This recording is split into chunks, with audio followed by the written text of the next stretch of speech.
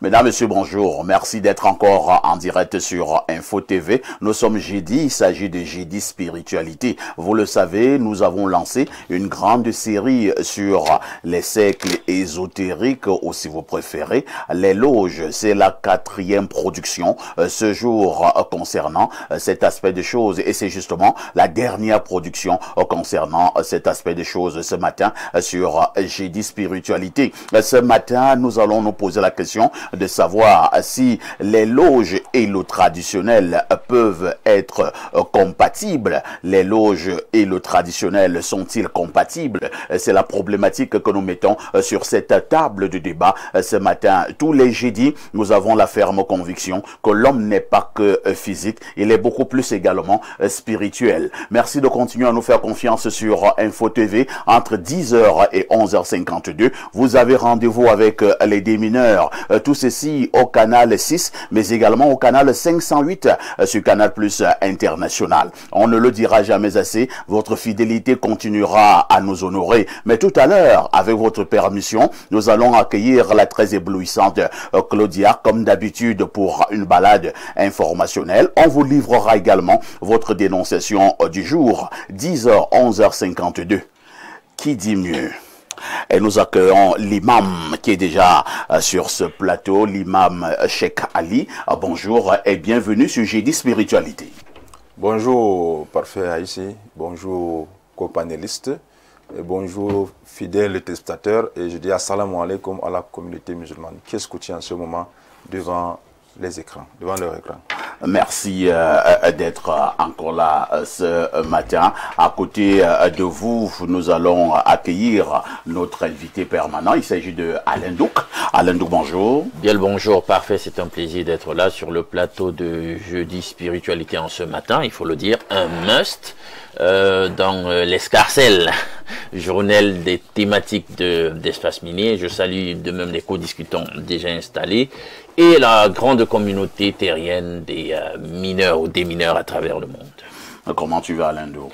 Je vais plutôt bien, comme tous les jeudis spiritualité, plein d'énergie. Vous êtes suffisamment, plein à revendre. Vous êtes suffisamment chargé, j'espère. Oh, toujours, toujours. Rien ne vous fait peur? Non, absolument rien. Vous volez haut? Ce qui peut me faire peur, c'est de ne pas avoir le temps requis. C'est de ne pas avoir le temps requis. En face de vous, nous accueillons notre consultant, Pierre Blériot-Niamey. Bonjour.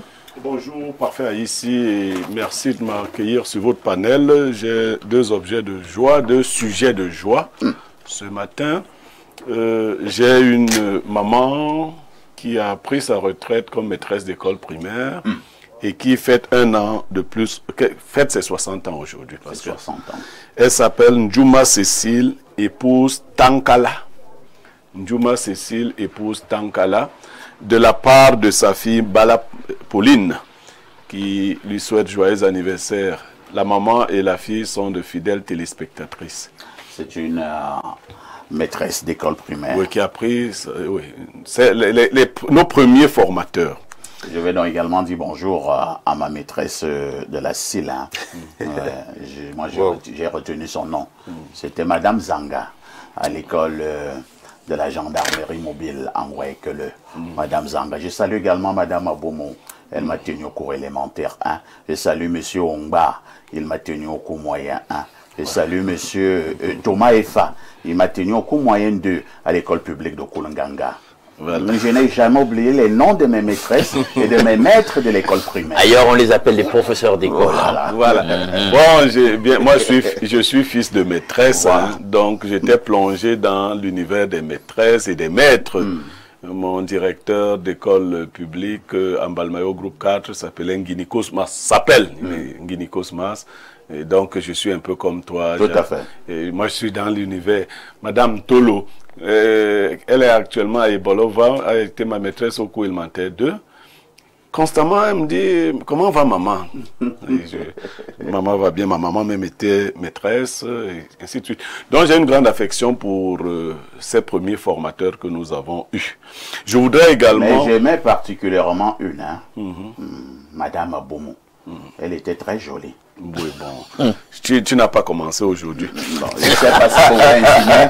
Moi, j'ai dit, j'ai même ma maîtresse, madame Maman.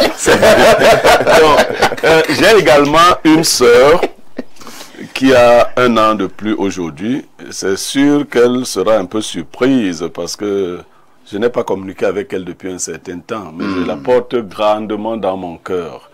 Elle a 1 an de plus aujourd'hui. Aujourd'hui, c'est le 21 août. Tout à fait. Voilà. Elle est du côté de Douala. Elle est dentiste. Et ça, c'est bon à savoir. Et c'est la fille d'un papa à moi qui est décédé. Il s'appelait Bobi Ongono, qui est l'homonyme de mon premier fils. Elle, c'est Madame Dr Mpono Thérèse. Elle a 1 an de plus aujourd'hui. Joyeux anniversaire, Thérèse. Thérèse Mpono, c'est ma soeur, ma petite soeur. Très bien. Et ce jour avait une petite tristesse pour moi aussi. Oh là là. Oui, il y a exactement 15 ans, la maman de mon fils Camille, qui est décédé lui aussi récemment. Je connais très bien Camille. Sa maman décédait un 21 août sur mon lit en Vogada. Et c'est donc une triste commémoration. Elle s'appelait Ngosenda Lydia. Il faut dire que Camille lui-même n'est plus également de ce monde. Oui, il est décédé il y a 2 ans de cela. C'était un garçon plein de vie. Plein de vie. Très dynamique. Donc, mais bon, nos morts sont là où ils doivent être et Dieu veille sur la qualité des cœurs. Oui. Il y a beaucoup de personnes qui ne pourraient pas prononcer son nom devant un vrai travail spirituel. Moi, je dis que je souhaite aussi à mon fils un bon repos dans l'éternité. Merci. Hein? Et qu'il venge son père. C'est dédié toi. Oui. Tu lui envoies la nouvelle. On a fait quoi son père? Il sait. Ah bon, hein? Il sait. Pierre Blériot, vous allez garder le microphone cette fois-ci pour nous donner, comme d'habitude, la sagesse de ce matin. Alors, parfait, ici, vous m'accordez une seconde juste parce que c'est pas évident souvent. La sagesse est cachée. Oui, il faut cacher les sagesses. Alors, elle dit ce qui suit. Ne te presse pas de te prononcer sur le sort d'un homme. Ses malheurs pourraient être attribués. On peut reprendre? Ne te presse pas de te prononcer sur le sort d'un homme. Ses malheurs pourraient être attribués. Ça veut dire quoi? Ça veut dire que ne te précipite pas pour prononcer le jugement sur le sort d'un homme. Ce que tu appelles malheur aujourd'hui pourrait être l'échauffement en vue d'une grande victoire. Mais le malheur qui peut le toucher aujourd'hui, tu peux en être jugé responsable. Et ne condamne pas définitivement le sort d'un homme parce que tu le vois passer par des moments difficiles.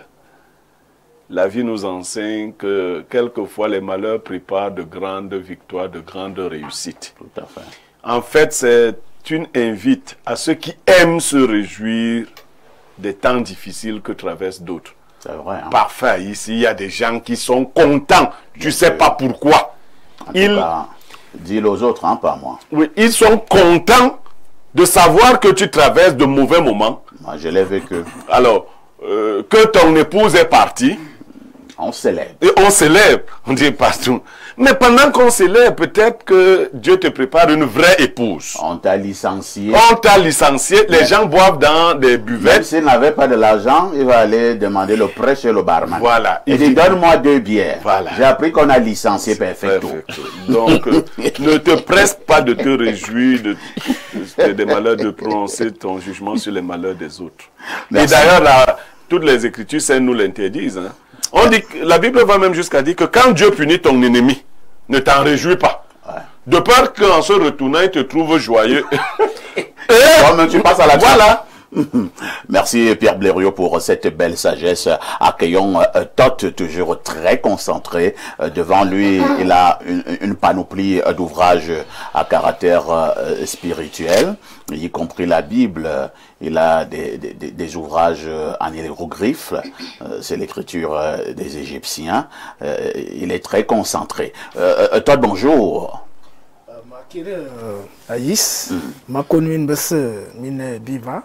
Ma connu une basse mina matan, mina bon youth, mina miss minasi. Hotep à toutes les sœurs et à tous les frères de combat pour la Renaissance africaine. J'en profite aussi pour souhaiter mes sincères condoléances au professeur Oumdigui qui a perdu sa femme. Et le deuil va se dérouler cette semaine. Donc la levée de corps, la mise en Je ne connais pas physiquement, hein, mais je connais son nom, le professeur Oumdigui. Oh là là, il a perdu son épouse. Oui, le deuil va se dérouler, la mise en bière c'est demain. Et puis la veillée au camp Siglonka. Et puis ça, on va aller au village. Nous adressons nos sincères condoléances au professeur Oumdigui. Beaucoup de courage. Je ne sais pas pourquoi on ne veut pas montrer les ouvrages de Toth. Est-ce que le réalisateur a peur d'être foudroyé même à la régie? Je ne sais pas pourquoi Toth parlait de deuil. Voilà les ouvrages sont devant Toth lorsqu'il a l'émission. Parfait. Je ne sais pas pourquoi Toth parlait en allant un peu vite. Le professeur Oumdigui mérite un arrêt particulier. Important. Il habite en face du collège adventiste. Ouais, Loncac là, le Kansi qui est en face.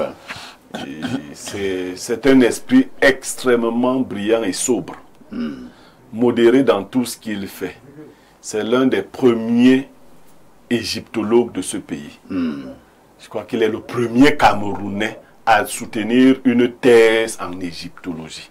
Ouais. C'est-à-dire, on peut être égyptologue de plusieurs manières, mais c'est le premier Camerounais. C'est une référence. À soutenir une thèse en Égypte. C'est d'ailleurs celui qui m'a formé en égyptologie. Ah, vous êtes son élève. Voilà, son étudiant. D'accord. Merci. Et beaucoup de courage une fois de plus au professeur Oumdigui. Est encore attendu sur ce plateau le révérend Bayon. Je ne sais pas s'il a fui le combat spirituel de ce jeudi, mais nous espérons qu'il va nous retrouver tout à l'heure. Marquons une première touche pause.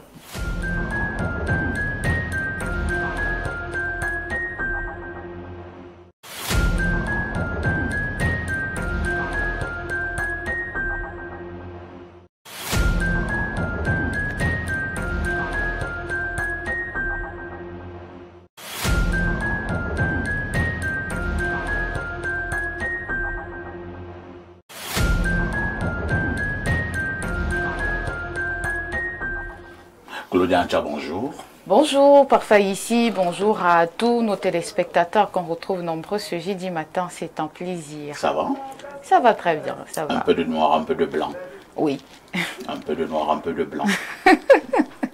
Ça donne bien. Hein? Ça me va bien, non? Ça te va bien. Très bien d'ailleurs. D'accord. Vous savez, avec votre peau, et maintenant un habit noir et blanc, c'est formidable. J'ai cru que vous aviez deuil ce week-end. Non, quand même, non, pas du tout, pas du tout. Tout va bien. Tout va bien. Claudia. Oui, parfait. Que disent les journaux? Parfait, ici les journaux sont en kiosque ce jeudi matin et voici l'essentiel de l'information à retenir. Avec le cri hebdomadaire La Météo, on parle de cacao, le Cameroun au cœur du nouveau dispositif mondial. L'audience du ministre du Commerce, Luc Magloire Mbagatangana, a accordé ce 19 août à Yaoundé au président de la World Cocoa Foundation, Chris Vincent, a permis aux deux personnalités d'échanger sur les défis majeurs auxquels fait face le marché de la précieuse fève au niveau mondial. Lire la page 3 pour en savoir davantage sur cette actualité. Le quotidien Info Matin nous propose deux informations. Tout d'abord, en grande tribune, Dieudonné Vin commence par parler de l'année scolaire 2025-2026, jumelée intelligence artificielle et pratique d'enseignement. C'est l'instruction du ministre des Enseignements secondaires, professeur Nalova Lyonga, à ses collaborateurs à l'occasion de la rentrée pédagogique solennelle qu'elle a présidée ce 19 août à Yaoundé en présence du secrétaire d'État auprès du MINSEC chargé de l'enseignement normal, Boniface Bayonla. Au bas de une de ce journal, on parle de reconnaissance à l'international. Armand Claude Abanda, reçu par le président du Sénat tchadien au terme du séminaire qui a conduit à la formation de 2000 jeunes tchadiens à l'intelligence artificielle en N'Djamena. Le titulaire de la chaire UNESCO d'Afrique centrale a été honoré ce 15 août par le patron de la Chambre haute de la République du Tchad, Haroun Kabadi. Avec le quotidien Le Jour, on parle de présidentielle 2025. Le patronat prend opposition à Manmanet, plus précis sur cette actualité de la page 2 à 5. Même son de cloche avec le quotidien Mutation qui s'intéresse également à la présidentielle 2025 en taille patron. La page 8 nous indique que le président du groupement des entreprises du Cameroun, GECAM, estime que le modèle économique national est à bout de souffle et appelle les candidats à s'engager notamment pour l'amélioration de la qualité des infrastructures, la promotion de l'industrialisation et la compétitivité de l'économie camerounaise. L'œil du Sahel, le quotidien régional d'information du Nord Cameroun, nous amène du côté de Poli. Traverser le Mayo Pinchumba, un risque permanent, écrit Guiba Gatama de la page 6 à 7 ce matin. TICAD 9, on en parle avec le quotidien à Capitaux Public Cameroun Tribune. Le message de Paul Biya à la 9e conférence de Tokyo sur le développement de l'Afrique, ouverte hier à Yokohama au Japon. Le Premier ministre chef du gouvernement, Joseph Dion Ngouté, a délivré un discours du président de la République qui rappelle son profond attachement aux idéaux de paix et de sécurité, conditions indispensables de développement durable. Le récit de l'envoyé spécial est à lire de la page 2 à 3. Le Messager est en kiosque ce matin. Ce journal nous permet donc de changer d'actualité. Ici, on parle de petites entreprises. Le printemps des Gagnes Petits, première édition. Toute une soirée d'honneur, de reconnaissance et d'inspiration dédiée aux hommes et femmes des petits métiers et de la très petite entreprise pour célébrer le courage et la détermination à participer activement au développement de la société. L'information est à lire en page 4 de ce journal paru en kiosque ce matin. Je clôture cette revue de presse avec l'économie quotidien. Thierry Ekoti parle de finances. L'État compte mobiliser 600 milliards de francs CFA sur le marché intérieur. Ces ressources qui vont alourdir la dette publique devraient servir, entre autres, au paiement des prestataires et au financement des projets de développement, apprend-on par ici. Merci Claudia pour toutes ces informations fraîches parues donc en kiosque au Cameroun. On s'est dit pour la dernière production, à demain 10h. À demain 10h, parfait ici, mais quand même, j'avais envie de vous dire quelque chose. Oui. Je dis spiritualité, vous êtes tout le temps très protégé. J'ai comme l'impression que votre ami Blériot n'a pas des armes, parce que vous avez quand même l'instrument nécessaire. Mais Blériot, je sens que il peut être attaqué. Il peut être attaqué. Il a besoin de sa manière de se protéger. Non, mais d'autres ont besoin de mettre des accoutrements. Je ne sais même pas, je suis même pas sûr que c'est mon cas. Mais d'autres n'ont même pas besoin de mettre un accoutrement, mais il est protégé. Ça dépend de l'initiation de tout un chacun. Vous pensez d'autres ont besoin de mettre des grosses bagues. D'autres n'en ont pas besoin. D'autres ont besoin d'attacher des tout. Il y a des gens ici qui marchent dehors, Claudia. Oui. Si un beau matin on demande qui se déshabille, vous allez voir des choses. Il a des chaînes attachées. Il a des, qu'on appelle ça chez nous. Non, les troncs fermes sont les portes, la clé qu'on prend. Les cadenas. Il a les cadenas tout autour des rangs. Il a des choses. Il a. Siote. Il te dit qu'il est protégé. C'est sa manière de se protéger. Mais quelqu'un d'autre n'a rien. Mais il sait également qu'il est protégé. Alors Blériot, il faut nous dire ta protection parce que monsieur Aïssi montre que venez même à 5 à 10, moi je suis prêt, mais là... Non, je l'ai dit pas que c'est pour ça. Il ne faut pas que les gens veulent faire les expériences. Moi, je suis nu comme un verre de terre. C'est ce que je disais tantôt. En dehors de mes bijoux, là, voilà. Les bijoux en or, il faut préciser. Hein. Oui, en dehors de mes bijoux, je suis nu comme un verre de terre. Je peux me déshabiller, hein, si tu veux. Non, pitié, vraiment. Il y a les enfants qui nous regardent. Je suis nu comme un verre de terre. Merci beaucoup, Claudia. Oui. N'oublie jamais le conseil. Petite Claudia, tout ce qui brille n'est pas or. Ma petite reste très, très prudente. Et nous marquons encore une autre touche pause.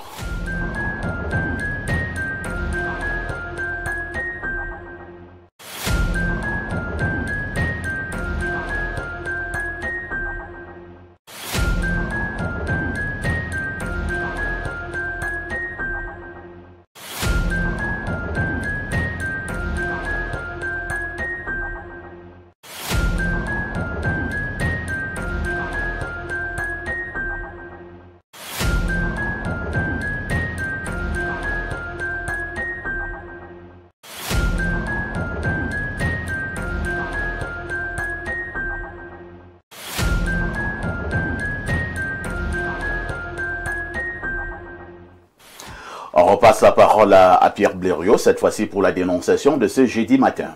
Alors, parfait, ici nous sommes à une période importante de la vie scolaire de nos enfants. On parle de rentrée scolaire qui se prépare déjà. Tout à fait. Et certains promoteurs d'établissements exigent des paiements intégraux.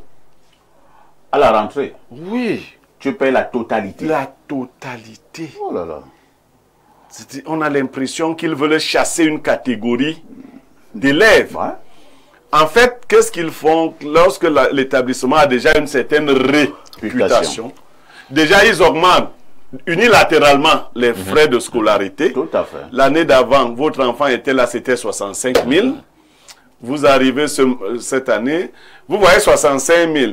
Et on ajoute un autre truc là, inscription 20 000. Un autre truc, et vous êtes à 105 000. Oui. Alors que le total de l'année dernière... C'était 65 000. Et quand vous allez payer, parce que ça on ne vous dit pas, quand vous allez payer, celle qui reçoit vous dit que non, pour telle classe là, c'est déjà plein. Parce qu'il faudrait que vous compreniez le jeu.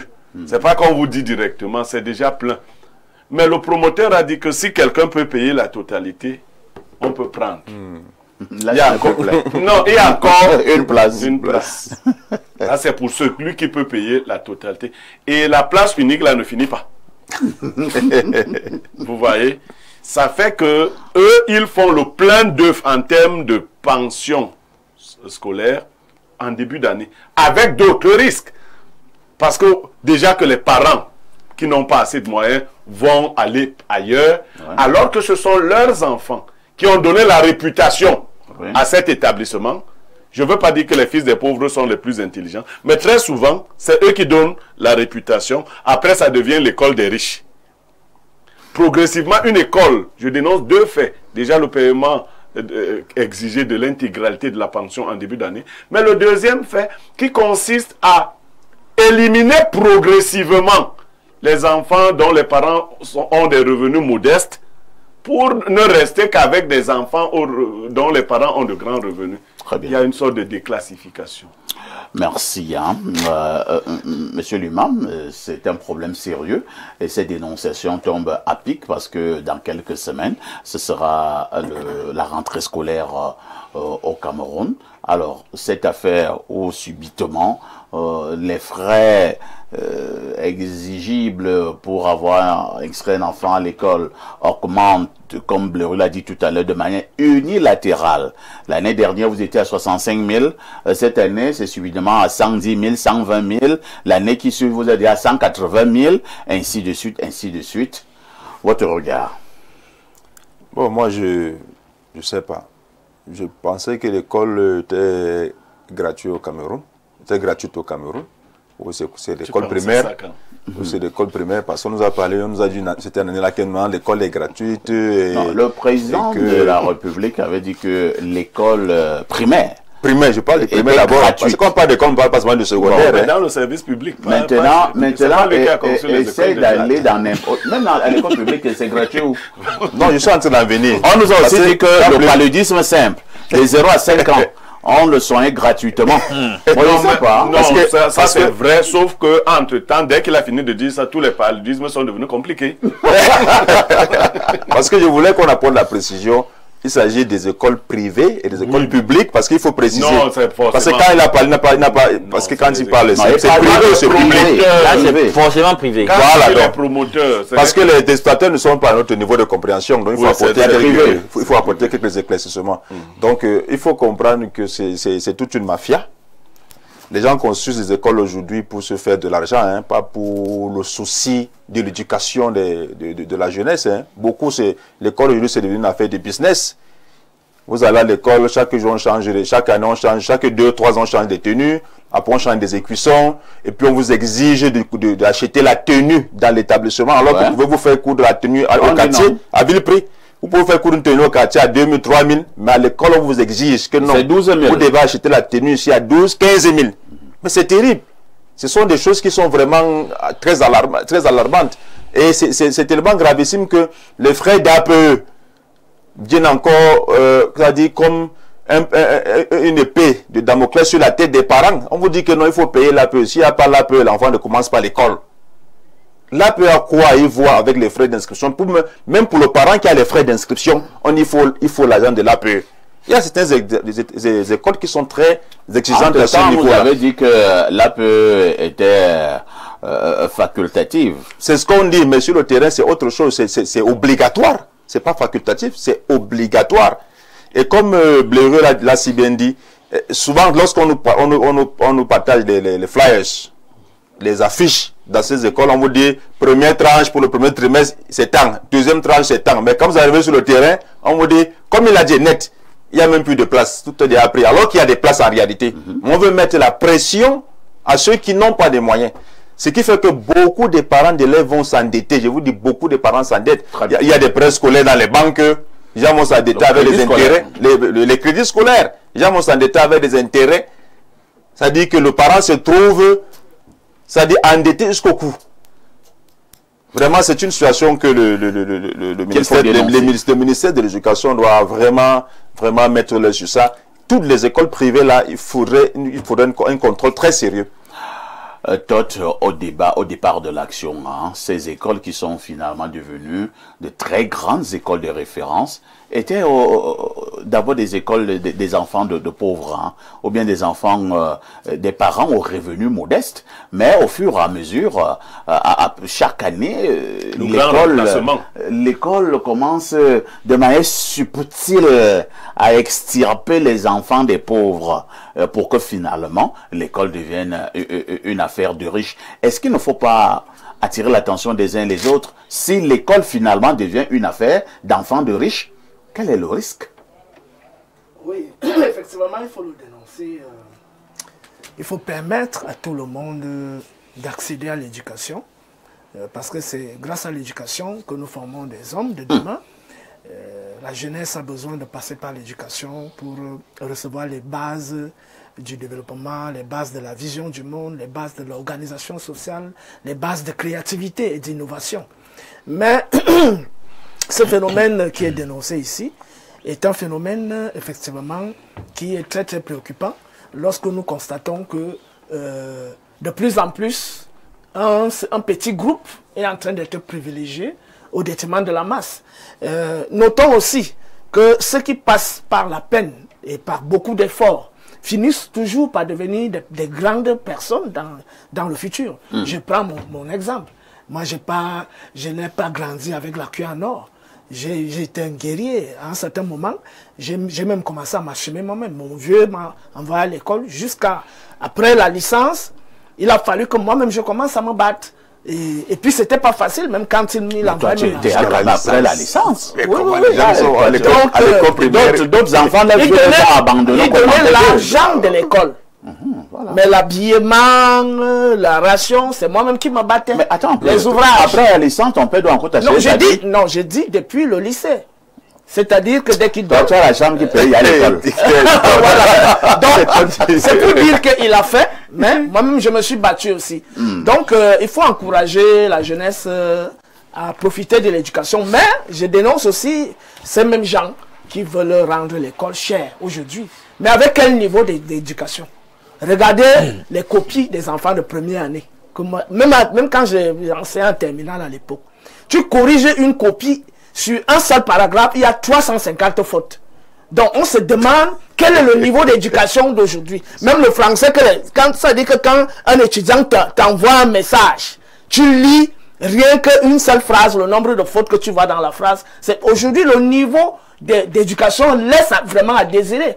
Depuis les années 2005-2006, il y a eu toute une génération là vraiment qui a un niveau d'éducation très bas. Et on se pose donc la question, tous ces enseignants, tous ces responsables d'établissements qui rendent l'école chère, c'est pour quel but si le niveau d'éducation est si bas? Voilà la question fondamentale où il faut aussi attirer l'attention des gens. Quelqu'un me dit ici bonjour à vous et félicitations pour le travail que vous abattez. Pour la dénonciation, ça tombe à pic. C'est le cas pour toutes les écoles privées catholiques des Bolova. Chaque année, ils augmentent unilatéralement 10 000 francs sur la pension. Je pense même qu'ils sont gentils. Pour les frais de bus, ils sont partis l'an passé de 5 000 francs par mois à 10 000 francs. Et le font parce qu'ils savent qu'ils ont déjà une notoriété. Les écoles catholiques ne font plus dans le social. Très regrettable pour des gens qui brandissent chaque jour la foi. C'est le cas du collège bilingue Hildegard du diocèse de Bolova. Une vraie arnaque. Alain Douk, c'est très sérieux. Hein? À chaque fois que nous parlons de l'éducation, nous savons que c'est très sérieux. Est-ce que le gouvernement ne devrait pas véritablement frapper la main sur la table, même si ce sont des écoles privées? Voilà. Vous vous rappelez que hier, au cours de l'émission, j'ai réagi un tout petit peu véhément à un téléspectateur qui disait « l'école, c'est pour les riches ». Mais attendez, il faut être sérieux. Parmi les droits fondamentaux de la personne humaine, on reconnaît le droit à l'éducation. C'est un droit, tout à fait. Mais c'est un privilège. On reconnaît par les Nations Unies. Certaines civilisations ont jugé même qu'il fallait se battre pour qu'au moins, jusqu'au secondaire, ce soit totalement gratuit. Totalement gratuit. Alors, quand on arrive dans un contexte où on met plutôt des barrières à l'entrée à l'éducation, il y a un problème. Et c'est symptomatique quand même d'un État quelque peu mou, qui n'arrive pas à assumer sa prérogative de contrôle. En fait, c'est ça, puisque tout le monde maintenant peut se permettre ce qu'il veut. Moi, je connais, on ne va pas citer les noms parce qu'ils vont dire là que tu leur fais mauvaise presse. Hein. Je dis tous les ans, par rapport à la notoriété finalement acquise par l'institution éducative en question, je vous dis qu'il n'y a pas moins de 60 000 qui viennent chaque année se greffer à la rentrée sur le prix de la scolarité. Mais il faut qu'on soit sérieux. Il faut qu'on soit sérieux. Est-ce qu'ils tiennent compte en réalité du niveau de vie médian de la société camerounaise, du niveau de revenu médian? Ils n'en tiennent pas compte. Finalement, l'éducation devient élitiste. C'est ceux qui peuvent se permettre finalement d'assumer des pensions plantureuses qui peuvent éduquer leurs enfants. Alors, que deviennent ceux qui ont des revenus modestes? Justement, ils sont laissés sur le banc. Et ce n'est pas normal. L'État, moi je sais qu'on a ce qu'il faut pour contrôler, mais on a décidé de faire montre d'un certain laxisme à ce niveau, pour contrôler. Et c'est les dérives en réalité d'une société qui est dans une espèce de pis-aller par rapport à l'ancrage capitaliste des différentes civilisations finalement. Parce que c'est ça. En fait, c'est le capitalisme qui est en train de détricoter notre système de valeurs. C'est-à-dire que le responsable est là. Lui, il ne réfléchit dans son cerveau. Son cerveau est plein. Tout simplement des réflexions de billets d'argent, de comptes en banque, etc.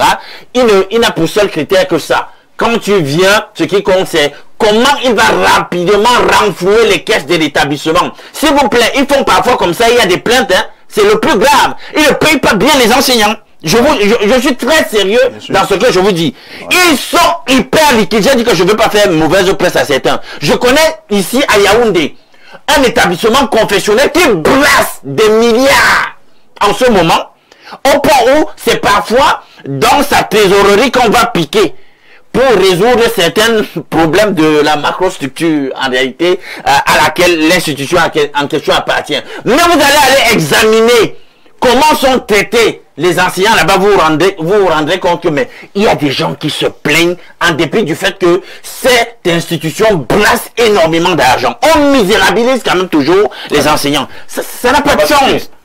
Ça n'a absolument pas de sens. Merci Alain Douk. Je pense que Pierre Blériot, on verra d'ici la rentrée scolaire comment avoir une émission ici où on parlera quand même de certains établissements de grande notoriété, les établissements surtout confessionnels. Pour revenir sur ce que Alain Douk est en train de dénoncer, ces établissements-là qui brassent beaucoup d'argent, mais qui traitent leurs enseignants à la petite semelle. On reviendra quand même sur... Et nous allons appuyer sur le fait que nous sommes là dans... la sphère religieuse. Nous sommes dans la sphère religieuse. Les enseignants sont comme des misérables. Mais l'établissement brasse des milliards. Pierre Blériot, cette affaire de payer l'intégralité de la pension, est-ce que c'est sérieux? Oui, mais parfait. Vous n'avez même pas demandé à combien s'élevait l'intégralité de certaines... Ce n'est pas 20 000, hein? Est-ce que vous savez qu'il y a des écoles privées au Cameroun, pas un luxe insolent, hein, mais où on paie 1 million? Oui. Voilà. Oui. Je crois qu'il faut faire quelque chose. Et le primaire, hein? Oui, je parle du primaire. Voilà.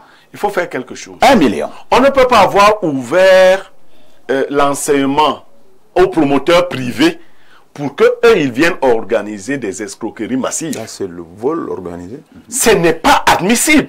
Et puis ça crée deux problèmes dans la société. Ces enfants qui vont fréquenter seuls, parce que je vais vous révéler d'autres choses qui se passent dans ces établissements. Ces enfants ne doivent pas échouer. Ah bon? Bien sûr. Si on paye 1 million, ce n'est pas pour échouer. C'est pas pour échouer. Avec au 100 niveaux. Avec au 100 niveaux. Vous voyez ça? On a donc deux classes d'individus qu'on est en train de former. Des monstres dans des trucs qui ressemblent déjà à des loges. Donc, vous voulez parler des loges? Oui. Parce que ça ressemble à une secte. Des enfants un peu bizarres qu'on peut déposer quelque part. Les petits déjeuners, c'est 10 000, des choses comme ça. À l'intérieur d'un pays extrêmement pauvre. Non, il faut faire attention.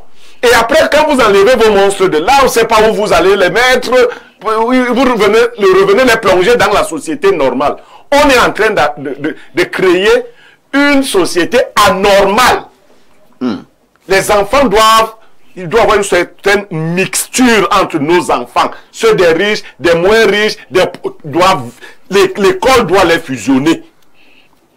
Donc ces parents-là, même quand vous êtes riches, vous n'êtes pas des riches.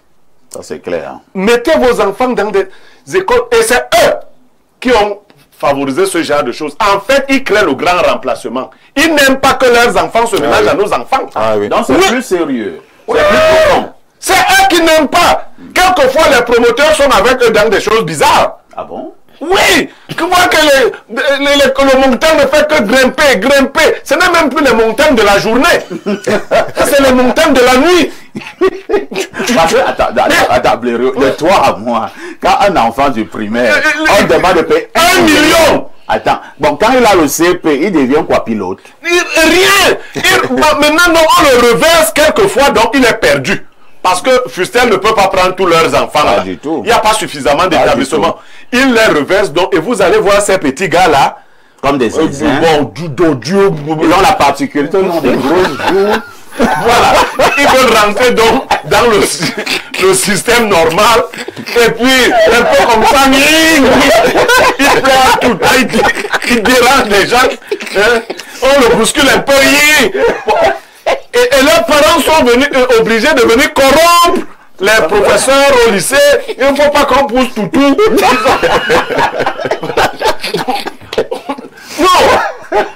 Non, il faut arrêter cela.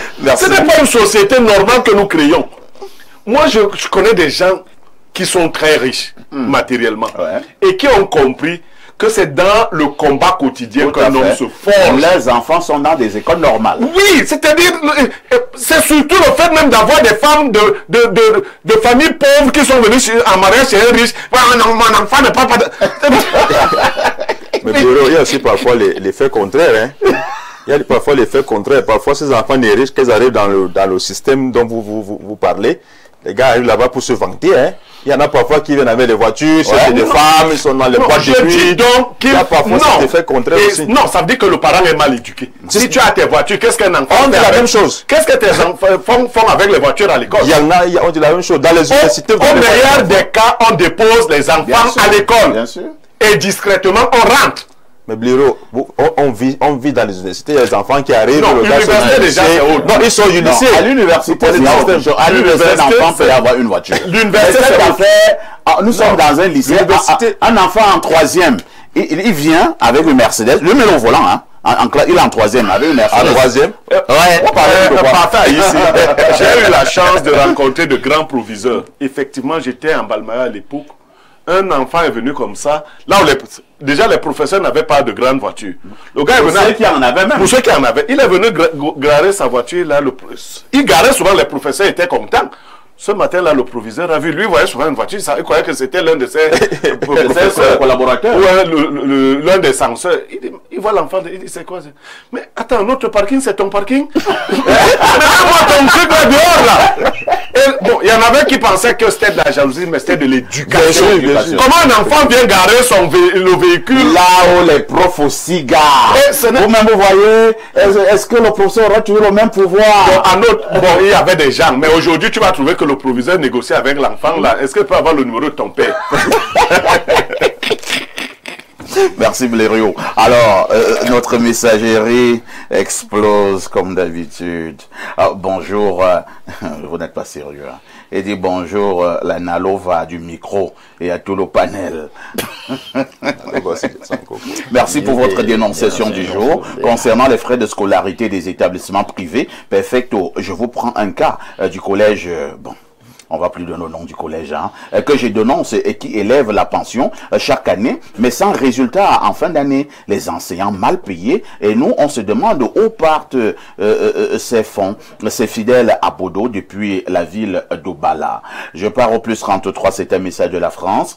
Salut le panel, merci beaucoup pour la dénonciation. Malheureusement, nous savons où nous sommes. Nos gouvernants devraient être garants du bien-être des populations, mais non, car bon nombre d'entre eux sont propriétaires d'établissements scolaires, et puis encore les dites confessionnelles des comptoirs de Gombo. Un autre message, bonjour à tous, les Camerounais aiment aussi trop le m'as-tu vu. Souvent, vous voyez une école à peu près moins chère, mais ils n'ont pas d'élèves, alors que l'école qui est chère est déjà pleine, et il y a même souvent 2 bars à côté, mais celui où la bière coûte 1500 francs est plein, plus que celui où la bière coûte 650. C'est Bosco à Bafia. Un autre message, hein? Bonjour Monsieur Parfait ici et à tous vos panélistes. Cette affaire-là est grave dans les établissements privés et surtout cette année électorale où certains collèges existent le 3/4 de la pension déjà avant septembre. D'où ma question, de quoi ont-ils peur? Ça, ce n'est pas bien, on va les dénoncer. Pourquoi cette année spécifiquement on exige de tout payer? Ils se disent qu'il y aura quoi? Alors 213. Bonjour Perfecto, le Aketanton de la modération. J'ai fait un constat Perfecto, après avoir parcouru plus de 6 pays, que le Cameroun est le seul pays au monde qui paye l'école chère, et puis encore pour un enseignement et une éducation nulle et bas de gamme. Peut-être vous exagérez aussi. Hein.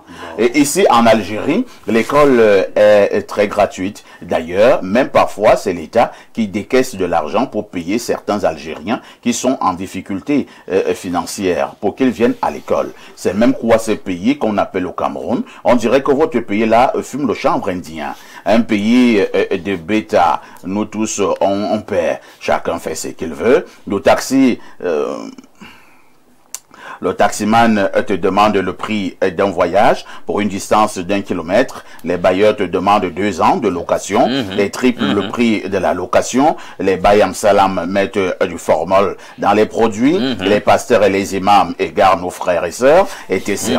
On dirait que le diable s'est lavé et il a versé l'eau du bain au Cameroun. Malheureusement, c'est ça. Voilà dans mon imam, tu prends une balle perdue. Alors au 212, oh l'ami de l'imam est au rendez-vous. C'est nos frères du Maroc. Et il nous a donné rendez-vous hier. Bonjour Parfait, ici la tenue traditionnelle d'apparat de la modération. Parfait, comme d'habitude, je viens taquiner un peu l'imam. Bonjour cher imam Cheikh, le meilleur imam d'Afrique centrale. Comment vous allez? Merci beaucoup. J'ai remarqué que presque partout, dans le monde médiatique et notamment au Cameroun, il est assez courant dans les médias ou dans les débats publics de critiquer le christianisme, le Christ ou la Bible, parfois même de manière virulente, sans que cela ne pose de problème majeur. Bien entendu, c'est dans le droit de tout un chacun d'avoir une pensée critique et de se faire une opinion personnelle sur une question comme celle-ci. En revanche, je constate que l'islam est rarement sujet à une telle critique publique. Même Blériot et Alain Douk, qui tirent sur tout le monde, devient timide comme une petite fille qui fait l'amour pour la première fois. Cela me conduit à m'interroger. Pourquoi dans nos pays, on ne débat presque jamais de manière critique l'islam dans les médias? Est-ce lié à une crainte de réaction violente? J'ai lu aussi que dans certains pays à majorité musulmane, la critique de l'islam, l'apostasie ou le blasphème peuvent entraîner des peines sévères, parfois même la peine de mort, selon certaines interprétations de la charia.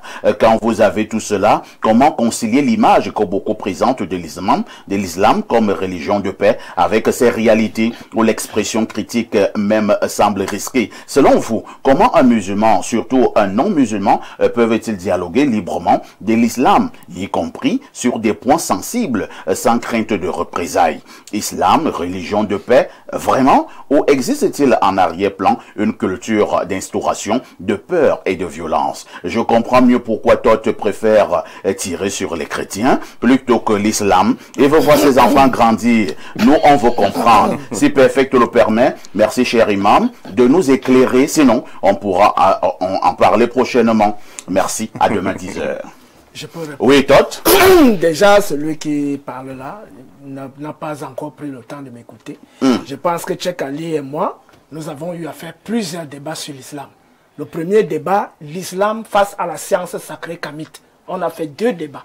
Ils peuvent aller en ligne, ils tapent l'islam face à la science sacrée kamite. Et j'ai fait une autre émission intitulée « Pourquoi l'islam est-elle un obstacle l'islam est-il un obstacle pour la renaissance africaine ?» Donc les gens peuvent aller sur YouTube, ils tapent « Pourquoi l'islam est-il un obstacle pour la renaissance africaine ?»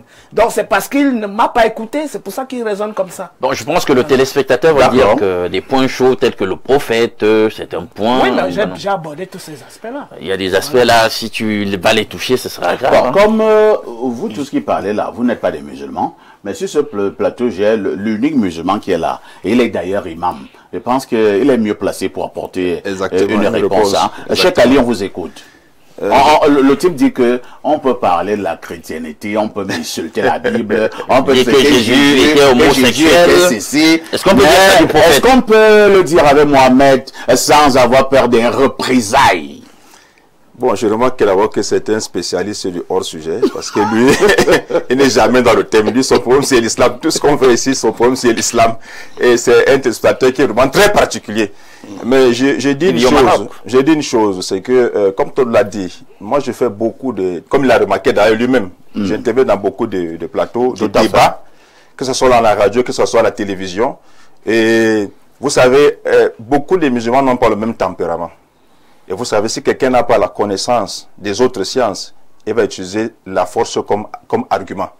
Mais quand vous avez un musulman qui a la connaissance, je ne dis pas que je suis savant, qui a la connaissance, qui a du répondant, c'est-à-dire qui peut répondre de manière explicite à celui qui le provoque, ça fait qu'on se comprend. Il va constater que beaucoup de gens dans le monde entier s'islamisent. Et personne ne vit des représailles ni des menaces. Beaucoup de gens, dans les réseaux sociaux, vous allez voir, beaucoup de gens s'islamisent.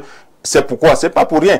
J'aimerais que cet exploiteur-là confronte, c'est-à-dire lise les enseignements de l'islam, parce que lui, il a des petits soucis dans l'islam. L'islam, par exemple, a les 5 piliers. Il y a les 5 piliers de l'islam et les 6 piliers de la foi en islam. Qu'il prenne son temps, qu'il étudie c'est quoi les 5 piliers dans les détails de l'islam, c'est quoi les 6 piliers de la foi dans les détails. Il faut qu'il apprenne l'islam. Les musulmans prient 5 fois par jour. Les musulmans donnent la zakat. Ils font le pèlerinage. Les musulmans font des œuvres caritatives. Est-ce qu'ils ne voient pas ça? Les musulmans sont dans le commerce. Lui, il va zoomer sur des délinquants musulmans, sur des musulmans égarés. Il a dit qu'il ne voit pas qu'à côté de lui, il y a des musulmans qui sont des responsables, qui sont intègres, qui vivent avec les chrétiens, les juifs, sans problème. La plupart des commerçants, des boutiquiers sont des musulmans. Écoutez, je vous raconte une histoire en une minute. Oui? Quand dans un pays musulman, on vous dit que si vous décidez de renoncer à l'islam, de vous apostasier, on vous frappe de mort. Vous allez dire que c'est un phénomène isolé? Chaque sentence dans l'islam a une procédure, monsieur. Alors, ce que Alain Douk dit d'abord là est vrai? Je suis en train d'expliquer. Non, répondez. C'est une question simple. La réponse, on ne répond pas par oui, par non. Non, c'est une question simple. Non. Est-ce que ça existe comme dans un pays? On ne répond pas par oui, par non. Un vrai pédagogue. Permettez-moi. Par exemple, vous êtes le philosophe. Il a pris l'exemple que dans certains pays, si vous renoncez de partir à l'islam, on vous passe à la guillotine. Est-ce que c'est vrai? Monsieur Pafa ici. Vous dites la guillotine, mais la guillotine sont d'où? Mais bon, c'est la mort. On passe à la mort. C'est la guillotine qui les sentences, j'explique. Vous savez, un pédagogue est celui qui ne répond pas par oui, par non à une question. Ah bon? Mieux placé, bien sûr. Non, c'est un politicien. Non. L'islam, c'est pas la route du roi, la cour du roi Péto, pardon. Chaque communauté est organisée. Pour appliquer une sentence dans l'islam, même le voleur, pour qu'on coupe sa main là, il y a une procédure, il y a des enquêtes qu'on mène, il y a des questions qu'on pose. Est-ce que lorsqu'il a apostasie, est-ce qu'il a apostasie parce qu'il a été frustré, parce qu'on l'a persécuté, parce qu'il est devenu fou? Et pourquoi il a apostasie? Il y a une série d'informations qu'on prend avant d'appliquer la sentence. Et c'est pareil dans plusieurs pays. Et il y a dans plusieurs communautés. Maintenant, je suis en train de dire une chose. C'est pas le procès de l'islam. Hein. Je vais expliquer tout ça. Parce que j'ai l'impression que l'émission maintenant pas de l'islam. Je vais expliquer à mon ami téléspectateur qu'il sache que les musulmans donnent la zakat, ils donnent la sadakat, ils font 5 prières par jour, ils donnent... Vous l'avez dit. Non, je veux dire qu'ils regardent aussi de ce côté-là. Les musulmans font du bien, c'est des grands commerçants. Ah, donc on doit savoir où on doit regarder. Vous avez bien sûr, vous avez Kadhafi. Vous avez Kadhafi, par exemple, qui a voulu honorer l'Afrique, qui a été un grand panafricaniste. Moi, je ne parle jamais de lui, par exemple. Oui, moi, j'aime quand vous parlez comme ça, vous riez, ça, parce que ça prouve qu'à mon ami, qu'il n'y a pas de violence. Malgré les rues, il n'y a pas de violence. Les rues, il n'y a pas de violence. C'est vrai que ce n'est pas le débat. C'est pas le débat. Ali fait tout pour faire donc du hors. Non, laisse-moi aussi. On a demandé, est-ce que la culture musulmane est violente? Voilà. Mais je réponds non. Par exemple, Cheikh Ali n'est pas un homme violent. Cela ne répond pas à la question. Oui, oui. Et on a un musulman qui nous vend le pain chocolaté. Cela ne répond pas à la question. D'accord. Oui, oui. On n'a pas dit que les musulmans ne sont pas généreux. Voilà. Ils sont généreux. Oui, oui, oui. Avant vous, d'autres groupes religieux ont fait ce genre de violence. Il n'y a pas que Alain Douk et moi sur le plateau. Que personne ne dise ici, même pas Tot.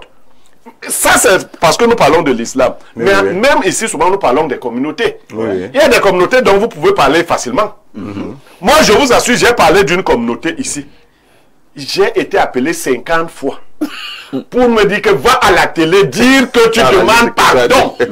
Va dire que tu demandes pardon. J'ai dit à ces gens que je n'irai pas. Donc, en général, il y a une propension à la violence chez vous. Et sur certaines questions, vous êtes des fondamentalistes. Si quelqu'un... Parfois ici. Si quelqu'un... Non, laisse. Non. L'heureux va d'abord chuter. Oui. Ici, pas seulement. En France, on a vu ça. On a caricaturé Jésus souvent. Ouais. C'est pas... On l'insulte. Ici, maintenant, de caricaturer Mahomet. On ne va pas lui dire. Donc, c'est ce qu'il dit, le téléspectateur. Je peux répondre? Non, il n'a pas besoin. C'est ce qui est. Non, on est l'avenir. Monsieur Blériot. J'aimerais dire une chose, c'est que vous avez dit quelque chose de très important. Vous avez fait la différence entre le musulman et l'islam. Un musulman qui s'élève et qui manifeste, par exemple, est-ce que c'est l'islam qui lui permet de le faire? Non. Vous savez, dans l'islam, on dit assalamu alaikum. Que veut dire assalamu alaikum? Ça veut dire que la paix soit sur vous. On propage la paix. Dans le Coran, Allah nous dit repousse le mal par ce qui est meilleur. Afin que celui avec qui tu as une animosité devienne pour toi un ami chaleureux. Le prophète Mohammed sallallahu alayhi wa sallam, qui est très mal présenté par les médias occidentaux, parce que tout ce que vous dites là, c'est les médias occidentaux et ce n'est pas ce que vous lisez dans l'islam. Un jour, un bédouin, un homme musulman, il est entré dans la mosquée. Il s'est mis au coin de la mosquée, il a pissé dans la mosquée, en présence du prophète Mohammed sallallahu alayhi wa sallam et ses compagnons. Quand ses compagnons ont voulu dégainer les épées, il leur a dit non, laissez-le, il finit de pisser dans la mosquée. Quand le monsieur a fini de pisser, le prophète l'a appelé, sallallahu alayhi wa sallam, l'a appelé, viens mon ami, assois-toi. Il lui a dit vraiment ici, c'est un lieu de prière, c'est pas les toilettes. Je vais citer un ouvrage, permettez-moi de répondre à cette question. C'est pas des toilettes. Si tu veux te mettre à l'aise, il faut te mettre à l'aise aux toilettes. Le monsieur a attesté l'islam en ce moment. Donc il y a beaucoup de textes comme ça dans l'islam où l'islam prône plutôt la paix, de repousser le mal parce qu'il est meilleur. La paix. Oui. Non, Mohamed prône la paix. Tu as bien dit que les gens qui étaient à côté voulaient faire quoi? Bien sûr, bien sûr, c'est ça l'islam.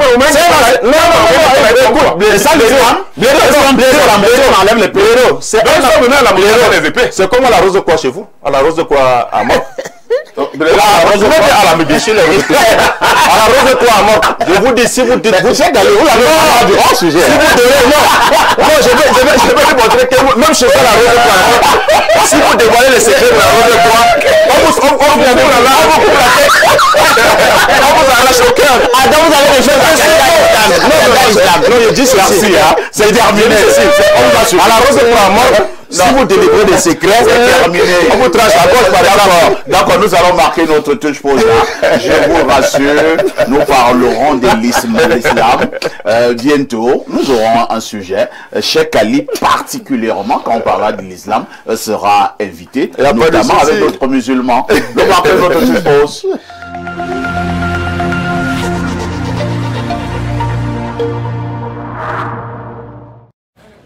Attendez, j'ai une nouvelle idée.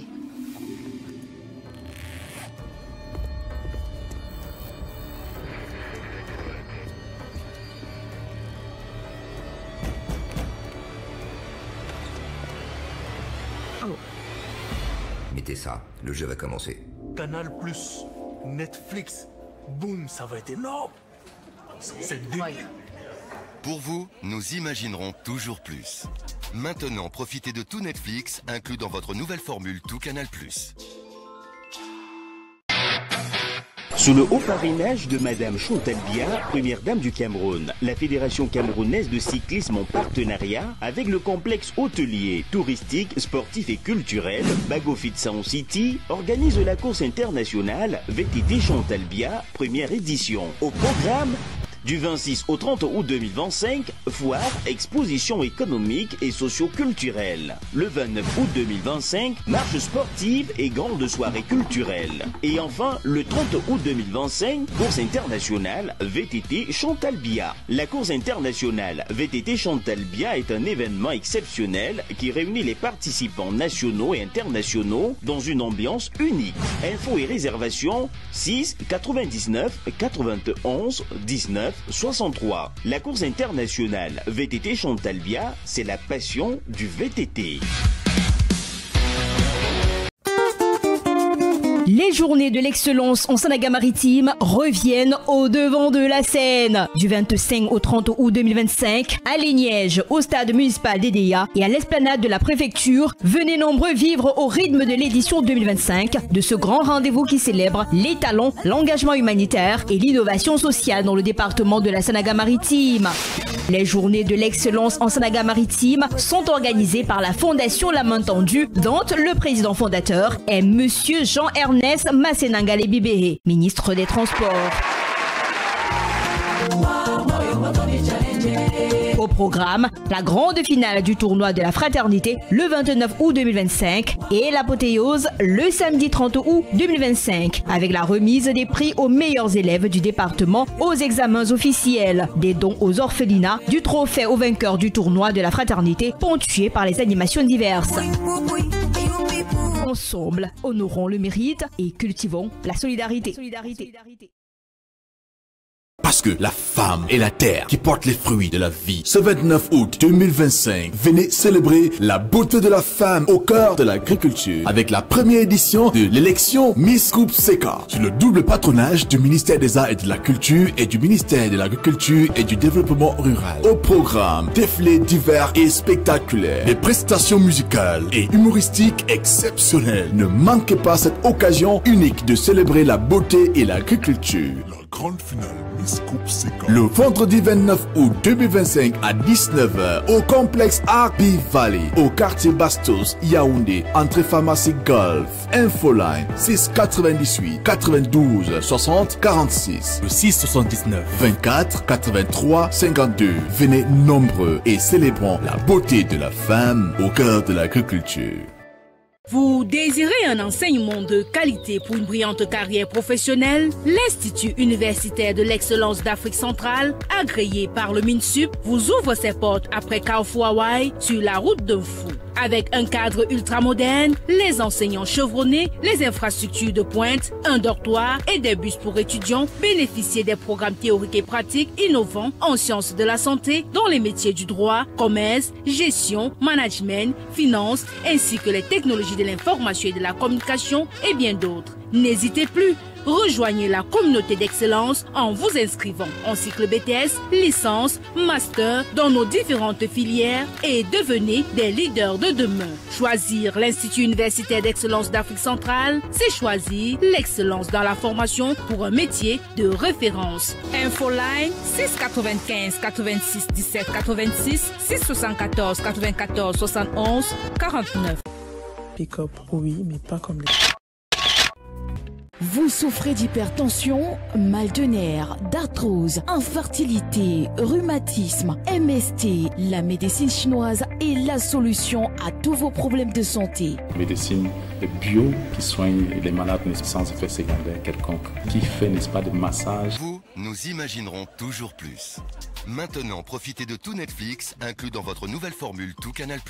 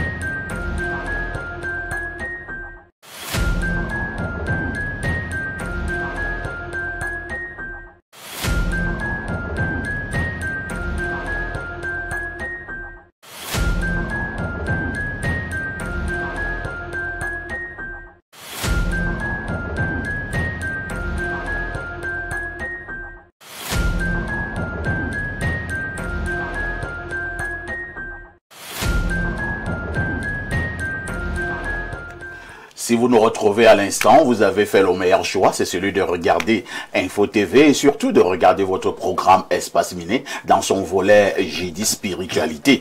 Ce matin, nous bouclons avec la longue série sur les loges et les cercles ésotériques. C'est la 4e production et ce matin, nous avons pour problématique les loges et le traditionnel. Sont-ils compatibles?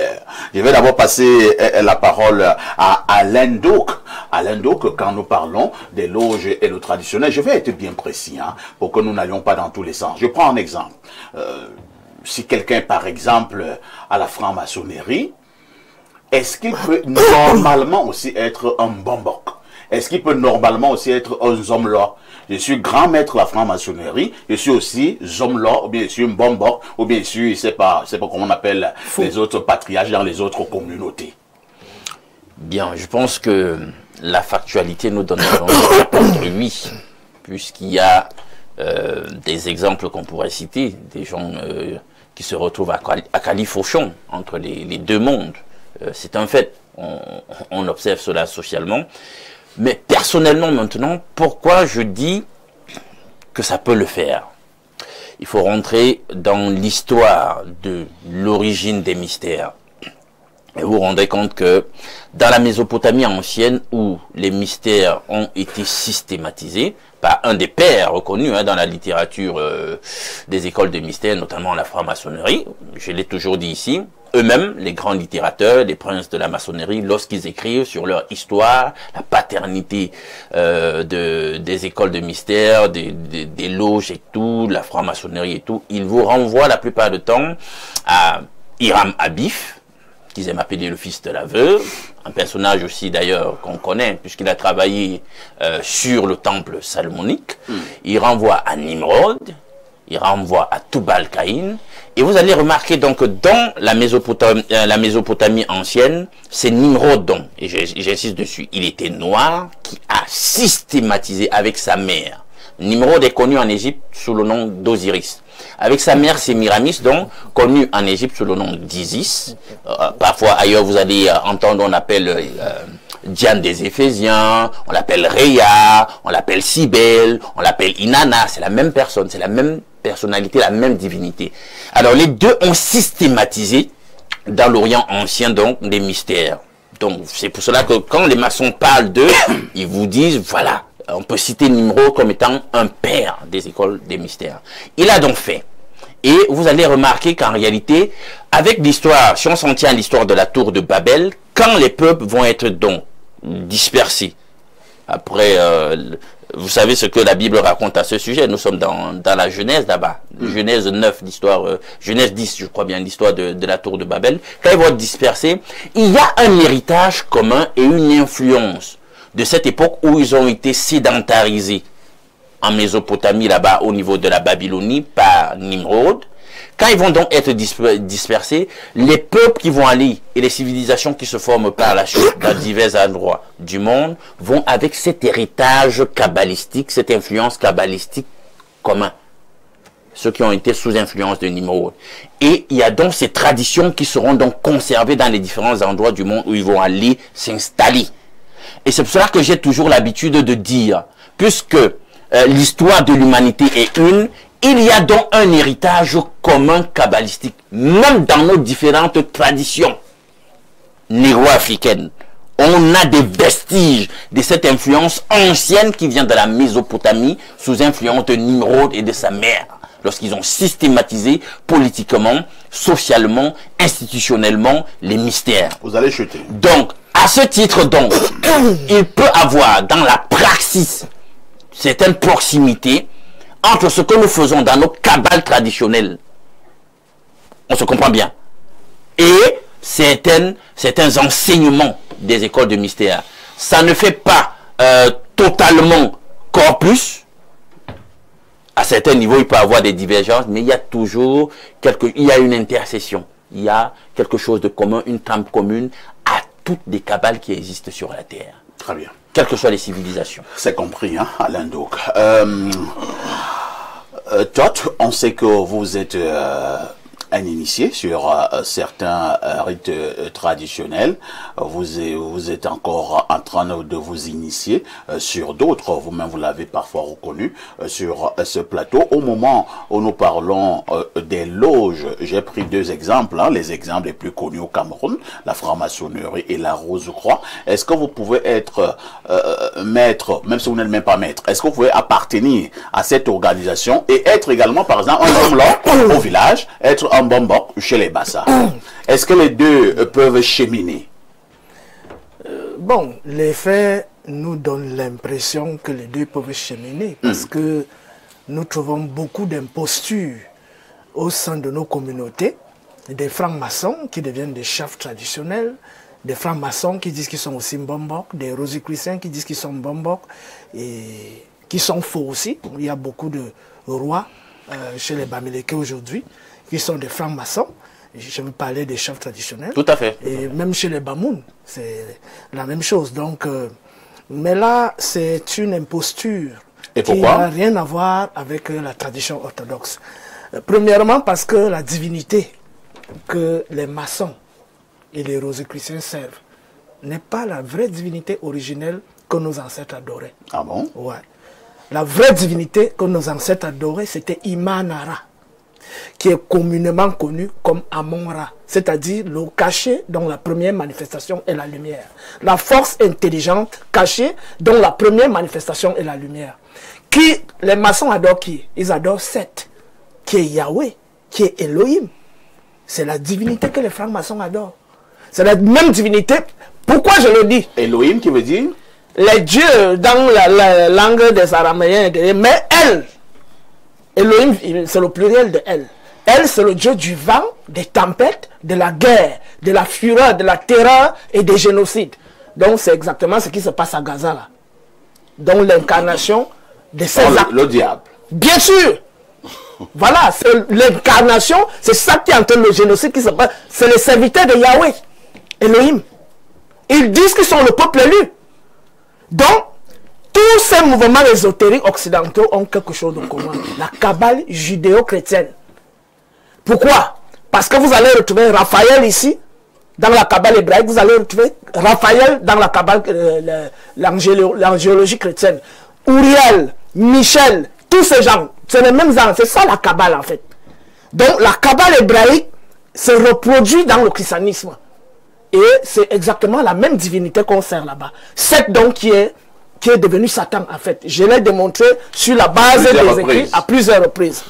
Donc, cela remet aussi en question l'approche de Alain Douk, où il nous donne l'impression que c'est la Mésopotamie qui est le berceau de la civilisation. Et ce qui est d'ailleurs faux, c'est ce qu'on appelle le révisionnisme occidental. Parce qu'il y a beaucoup d'historiens et égyptologues occidentaux qui ont voulu nier aux Africains l'origine de la civilisation. Donc, cela a été démontré à suffisance sur la base des langues les plus anciennes, la langue que parlaient les pharaons et les langues que parlaient les Africains aujourd'hui, l'origine de l'écriture, l'architecture monumentale, les datations et tout ça. On a montré que la civilisation nubo-égyptienne est largement antérieure à la civilisation mésopotamienne. Ensuite, la question de Nimrod. Nimrod n'est pas un personnage historique. Il n'y a aucune preuve historique de l'existence de Nimrod. La tour de Babel n'est pas une réalité historique. Moi, je ne vois pas la tour de Babel.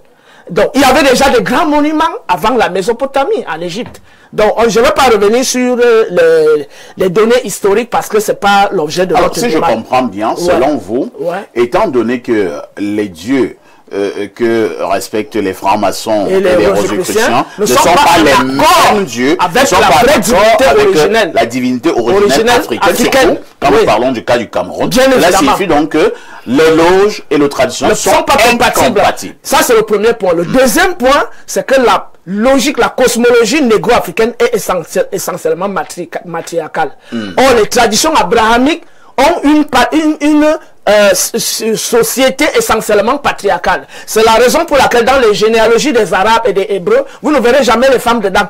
On cite toujours les hommes. Leur Dieu, ils ont Dieu le Père. Ils ont Dieu le Père. Ils ont le Saint-Esprit qui est masculin. Ils ont le Fils qui est masculin. Il y a les 12 disciples de Jésus qui sont tous des masculins. Et on se rend compte qu'il y a un problème parce que la femme est absente. On va nous rétorquer que est-ce que l'esprit a un sexe? Pour que je dise que le Saint-Esprit n'est ni masculin ni féminin. Je dis oui, chez eux l'esprit a un sexe. Parce qu'ils disent dans leur livre à Genèse que les fils de Dieu virent que les filles des hommes étaient belles. Et ils descendirent pour avoir des rapports avec elles et ils eurent des enfants avec eux. Et quand ils représentent leurs anges, leurs archanges, c'est toujours des hommes. Voilà, donc à ce niveau-là, on se rend compte que c'est deux cultures radicalement antagonistes. Donc, la franc-maçonnerie, les mouvements rosicruciens qui sont héritiers du judaïsme, du christianisme et de l'islam, qui adorent un Dieu masculin et qui adorent un Dieu anthropomorphe et humanoïde, qui est jaloux, qui regrette ceci, qui est cela. Cela est radicalement aux antipodes de notre culture et on ne peut donc pas parler de compatibilité sur cette base-là. C'est compris. Pierre Blériot-Niamey, je vous pose une question à dessein, parce que vous êtes ambassadeur de souche. Alors, un jour, j'ai assisté à une initiation, je ne vais pas aller plus loin que ça, et le Mbombok qui était chargé de cette initiation, lorsqu'il parlait à ceux qu'il était en train d'initier, et il leur disait que ce que je suis en train de vous faire là, désormais vous appartenez au Mbok. Et il leur a dit, vous ne pourrez plus entrer par exemple à la franc-maçonnerie ou bien à la Rose-Croix. Je vous passe la parole. Alors, parfait ici, de manière radicale. Oui. Les ordres initiatiques sont fermés. On ne prend pas l'énergie d'un ordre pour partager avec un autre ordre. Le Mbok essaie de se prémunir des influences extérieures parce qu'il croit qu'il peut être l'objet de récupération, d'infiltration. Effectivement, lorsque vous voulez aller dans les vraies branches du Mbok et évoluer normalement, vous ne devez pas appartenir à un autre ordre d'initiation. Donc, incompatibilité. Je dis, c'est cela. Parce que la crainte, c'est laquelle? La première crainte, c'est des infiltrations et des usurpations. C'est-à-dire que le Mbok, par exemple, estime que vous pouvez venir, étant d'une loge, vous prenez des secrets du Mbok et vous allez les utiliser dans la loge pour fragiliser le Mbok. Ça, c'est... Maintenant, il y a aussi des des sortes de stigmates qui pèsent sur certaines personnes. On dira par exemple, lorsqu'on voit un Rose-Croix ou un franc-maçon qui est homosexuel, on en conclut que c'est la Rose-Croix qui promeut l'homosexualité. Est-ce que c'est vérifié? Auquel cas, ce serait comme une obligation que tous les Rosicruciens seraient des homosexuels. Attends d'abord, Blaireau, arrête-toi d'abord. Hein, je te relance sur le point de l'homosexualité. J'ai appris, vous allez me recadrer tout à l'heure, et là je parle de la franc-maçonnerie. Je dis que les francs-maçons vont me recadrer, hein, vraiment, ne me clouez pas. Dans certains... au niveau de certaines initiations de la franc-maçonnerie, on vous amène dans un cercle. Voilà. Et dans un cercle, et vous avez le bandeau. Voilà. On vous ferme les yeux. Voilà. Et votre parrain vous fait cette chose-là. Voilà. Et ceux qui sont tout autour du cercle, vous le font à tour de rôle. Voilà. Mais vous avez le bandeau. Vous ne savez même pas qui est là. On m'a dit que c'est l'une des initiations de la franc-maçonnerie. Je ne sais pas si ce sont les paroles du bar ou bien il y a un peu de raison. Bon, vous voyez que quand moi je ne connais pas une chose, je ne me prononce pas là-dessus. Je ne sais pas. Est-ce que je peux confirmer ça? Tu as fait cette initiation? Non, je peux confirmer. Donc, sur la base de l'ouvrage majeur de la franc-maçonnerie, c'est le Sefer HaZohar. Parce que la franc-maçonnerie actuelle, elle est judéo-kabbaliste ou judéo-chrétienne. Ils ont un livre de chevet qu'on appelle le Zohar. Et dans cet ouvrage, à la page 34, on te fait comprendre que le roi descend constamment dans le temple pour visiter sa biche. Et derrière le temple, le roi se rassure que sa biche est abaissée jusqu'au sol. Donc, le roi descend derrière le temple. Et le temple, c'est quoi? C'est l'arbre des séphirotes. Bon. C'est-à-dire l'arbre kabbalistique. Et on parle donc des centres d'énergie qui partent de la racine, c'est-à-dire du rectum jusqu'au sommet de la tête. Okay. Et quand on dit donc que le roi visite sa biche, et ça sûr que sa biche est abaissée jusqu'au sol. Parfait. Donc, ça me sur le sujet. Avant de rendre la parole à Ben, non, sur l'homosexualité. Oui. Je vais rendre la parole à Ben. En quelques secondes. Ce débat serait fort intéressant si par moment nous faisons montre d'humilité. Je veux saluer l'humilité de Blérion. On lui a posé la question, il a dit, lui ne sait pas. Il faut intellectuellement ce type d'humilité. Je connais cette espèce de cabale avec C que tu as contre la foi chrétienne. Mais à un certain moment, il ne faut pas que ça vire à quelque chose qui devient de l'obsession. Non, je réponds. Non, je vais chuter. Parce que remarquez, quand Todd raisonne, il va toujours tout faire pour éclabousser. Revenons à l'homosexualité. Maintenant, l'homosexualité. Vous pouvez même aller dans YouTube, vous allez voir, moi je suis tombé sur un matériel audiovisuel d'un grand maître, 40 ans de maçonnerie, qui le dit, et je pourrais vous... Qu'est-ce qu'il dit? Il dit que la franc-maçonnerie est indissociable de l'homosexualité. Il dit que c'est comme cul et chemise. Je vous cite un ouvrage, celui de Aleister Crowley. Le nom, c'est le titre, c'est en anglais, j'essaie de vous traduire ça en français. S'il faut traduire en français, ça sera La magie du trou de... nous sommes en télé. Voilà, nous sommes en télé, je ne peux pas le dire. Oui. Et vous verrez donc que lui aussi, par cet ouvrage, je vous confirme qu'il y a toute une mystique, kabbalistique autour de l'orifice en question qui est fondamentale dans la praxis d'un certain type de magie liée à cet ordre en question. Voilà. Alors, il reprend sa parole et il chutera. Non, parfait ici, parce que je veux faire une démonstration. Oui. Alors, Todd vient de parler d'un rituel. Moi, je connais le rituel dont Todd parle. Et Todd a conclu que c'était un rituel homosexuel. Véritablement, il y a des... Je ne sais pas si Todd est vraiment initié. Alors, vous avez les espaces que Todd a indiqués. Oui. La force qui part du rectum, qui traverse ce qu'on appelle la kundalini, qui va jusqu'à atteindre la glande pinéale et les glandes pituitaires. C'est une recharge en énergie. Vous pouvez le faire vous-même dans votre cercle initiatique. Vous vous rechargez. Vous pouvez même tirer l'énergie de quelqu'un d'autre et vous recharger. C'est vrai, on ne va pas donner les détails. quand quelqu'un dit qu'on exploite sexuellement, parce que là il parle de la magie sexuelle. Non, je parlais du roi et de la biche. Parfait. Je n'ai pas parlé de la Kundalini. Ne confonds pas. Est-ce que tu peux permettre? Ne mélange pas ça. Est-ce que tu peux permettre à ce que Blaireau... La magie sexuelle n'est pas homosexuelle force. La magie sexuelle consiste à tirer l'énergie d'un autre individu. Il peut être on peut aller avec une femme et prendre son énergie étant un homme. C'est le tantrisme. On peut être un homme et prendre l'énergie d'un autre homme. Qu'on se comprenne. Pas l'anus. Mais je dis, l'anus c'est pas l'homosexualité. Voilà donc encore une confusion. Disons par le postérieur. Non, parfait ici. Utilisons le mot. Tout est donc dans la confusion.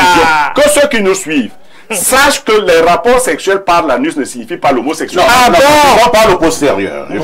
Oh. Mais attendez.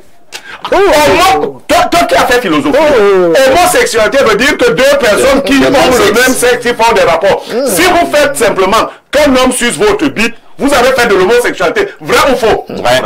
Si une femme suce les sommes d'une autre femme, elle est dans l'homosexualité. Vrai ou faux? Vrai. Quand un homme traverse une femme par le postérieur, est-ce l'homosexualité? Non. C'est la sodomie. Mais ce n'est pas l'homosexualité. Oui, c'est pas l'homosexualité. Mais voilà. Non, techniquement, Blaireau a raison. Techniquement, il a raison. Non, il ne faut donc pas mélanger les choses. La parole C'est satanique, mon ami. C'est un autre débat. Nous allons passer la parole à l'imam qui n'est pas là pour le décor. Et vous a suivi avec grande attention. Et il va donner son avis. Hein. Cher imam, laissons un tout petit peu encore l'homosexualité. Hein. Ce n'est pas le sujet inscrit à l'ordre du jour. Nous avons un sujet, celui de savoir si l'éloge et le traditionnel, et j'ai bien dit ce que j'entendais, pas traditionnel pour le cas d'espèce, est-ce que ces deux entités sont compatibles? Monsieur Parfait, ici, vous avez constaté que je suis calme. Hein? Tout à fait. Comme on dit que les musulmans sont violents, je pense que je suis un exemple. Tu essayes de violent. On regardait les autres, c'est un qui sont plutôt violents. Je dis que non. Il y a une violence ici. La minorité des violents, là, c'est pas la manipulation. Donc, je vais répondre à la question. On sait qui est violent sur ce panel. On sait qui sont violents sur ce panel. Les Rosicruciens que tu as identifié. Voilà, ils se trahissent déjà. Ah bon? Mais eux se trahissent. Il perd de son temps de parole, on n'est pas là pour jouer. Non, je suis en train de chauffer le panel. Vous savez, dans la Rose Croix à Morgue, de Blaireau. Ah bon? Vous insistez. Je te préviens déjà qu'on ne dit pas de quelqu'un qui est dans la Rose Croix. Il est libre de dire lui-même s'il y est. Vous savez, quand on parle de cercle ésotérique, je ne sais pas pourquoi quelqu'un aura honte ou aurait honte de présenter son appartenance. De s'affirmer. Mais comment tu sais que c'est mon appartenance? Si tu es rosicrucien, dis je suis rosicrucien parce que ça veut dire qu'il y a un problème. Si tu es ramassé à temps d'abord.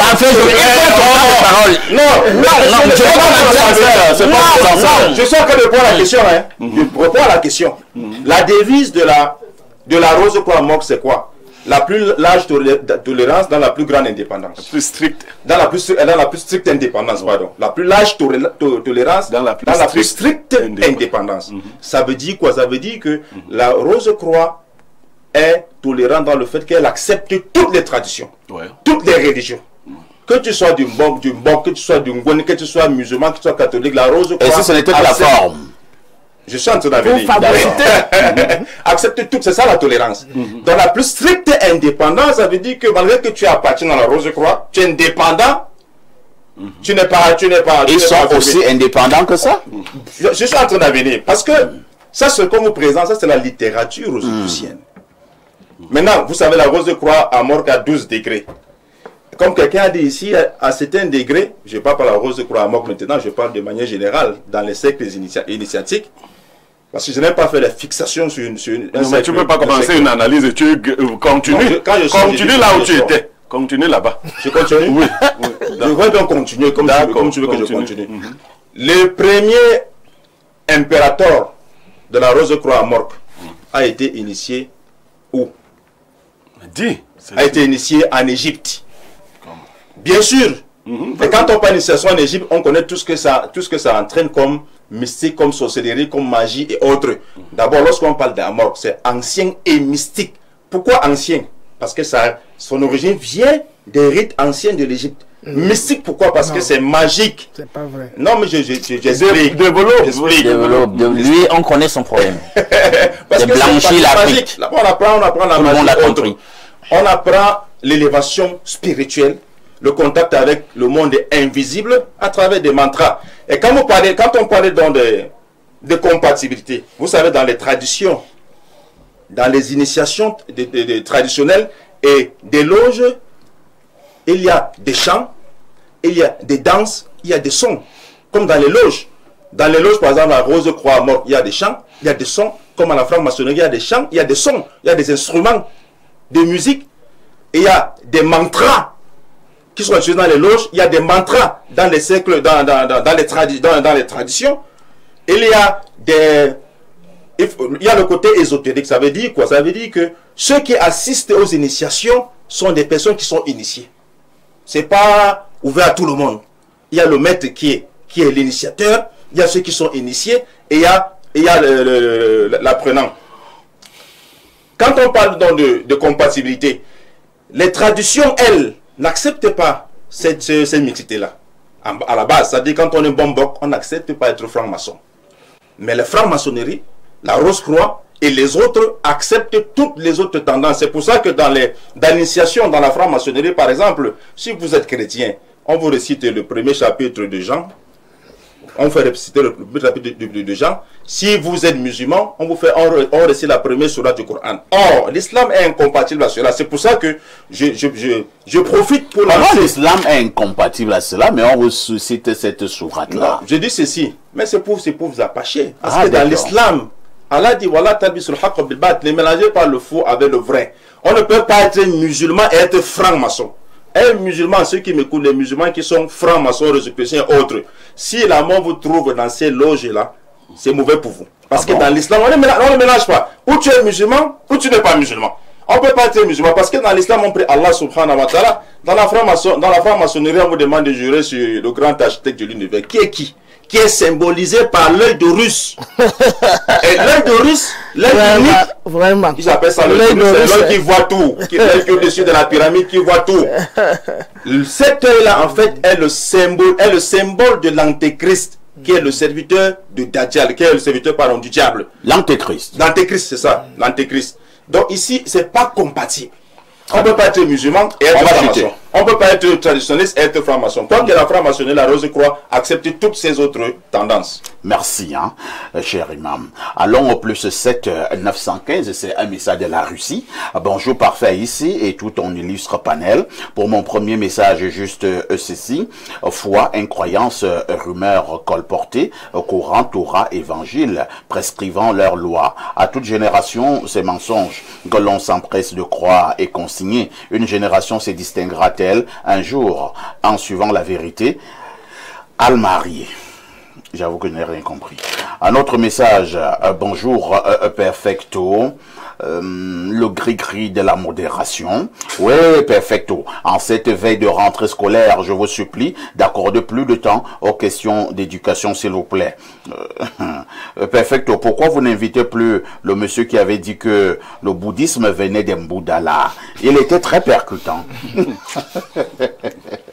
Alors, au plus 20, c'est un message de l'Égypte, et pas au plus 20, c'est l'Égypte. Oui, c'est l'Égypte. Que dit ce téléspectateur? Salam, les beaux garçons du jeudi. Ce qui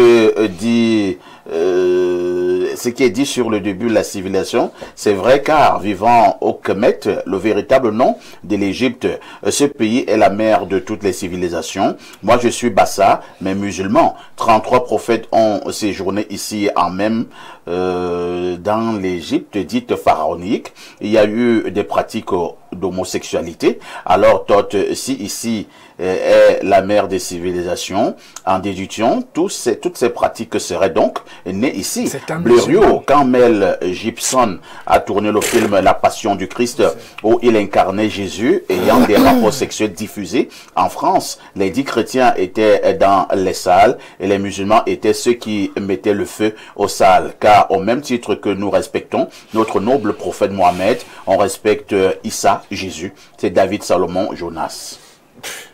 Bonjour Info TV. J'ai l'impression quand il s'agit bien de la religion, cette émission bannit l'islam parce qu'il est inadmissible qu'un musulman dans le plateau où vous expliquez les règles et les enseignements de l'islam, ça devient un sujet de moquerie. Sachez que l'islam est très différent de ce que vous pensez et l'islam n'a jamais un mauvais côté, c'est juste des terroristes qui salissent son image.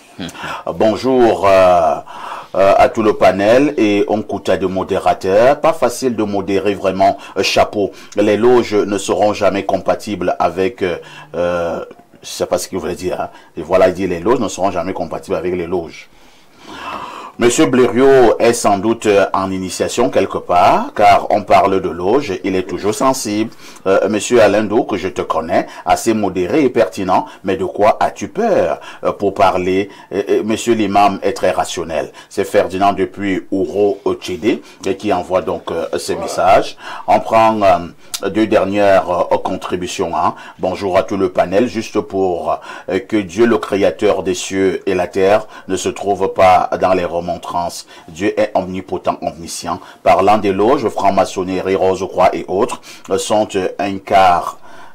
L'esprit qui agit en eux est l'esprit du diable. Je tiens à préciser que il ne faut pas confondre la spiritualité au spiritisme, car le spiritisme englobe tout ce qui renie le Seigneur Jésus-Christ. Le Saint-Esprit se manifeste en puissance et en force liée aux saintes écritures contenues dans la Bible. Et le Seigneur Jésus-Christ dit « Mes paroles sont esprit et vie », signé le prophète Mpula. Alors, que dit ce téléspectateur très rapidement? Nous partons plus 33, c'est la France. Bonjour au monsieur parfait Aïssi, le bon Saint-Bernard de la modération. Et bonjour à votre panel. Je préfère le bon François. J'ai juste une question. Pourquoi les Noirs pensent toujours aux choses négatives? Quand c'est pas la sorcellerie, c'est croire qu'on peut tirer l'énergie de quelqu'un. Comme monsieur Niemek s'y connaît bien, demandez lui s'il a déjà tiré l'énergie de quelqu'un ou s'il connaît quelqu'un à qui on a tiré l'énergie. Merci et bonne émission à vous. Blériot, tu réponds? Oui. Tu as tiré l'énergie de quelqu'un? Oui. D'accord. Et tu es content? Ça va. Il voulait la réponse, je lui ai dit. Bonjour parfait, bonjour le panel. Ce que tu as organisé ce matin va dans tous les sens. Et si mon énergie est finie, que ça reste fini. Je ne veux pas de recharge d'énergie. Le sommeil est suffisant. C'est monsieur Happy depuis Londres qui envoie ces messages. On recommence avec Todd en vous demandant d'être plus précis avec mon si. Alors, Todd, comment Alain Douk. C'est jeudi spiritualité. Arrête de trouver parfait, c'est pas possible. Alain Douk, il y a un souci.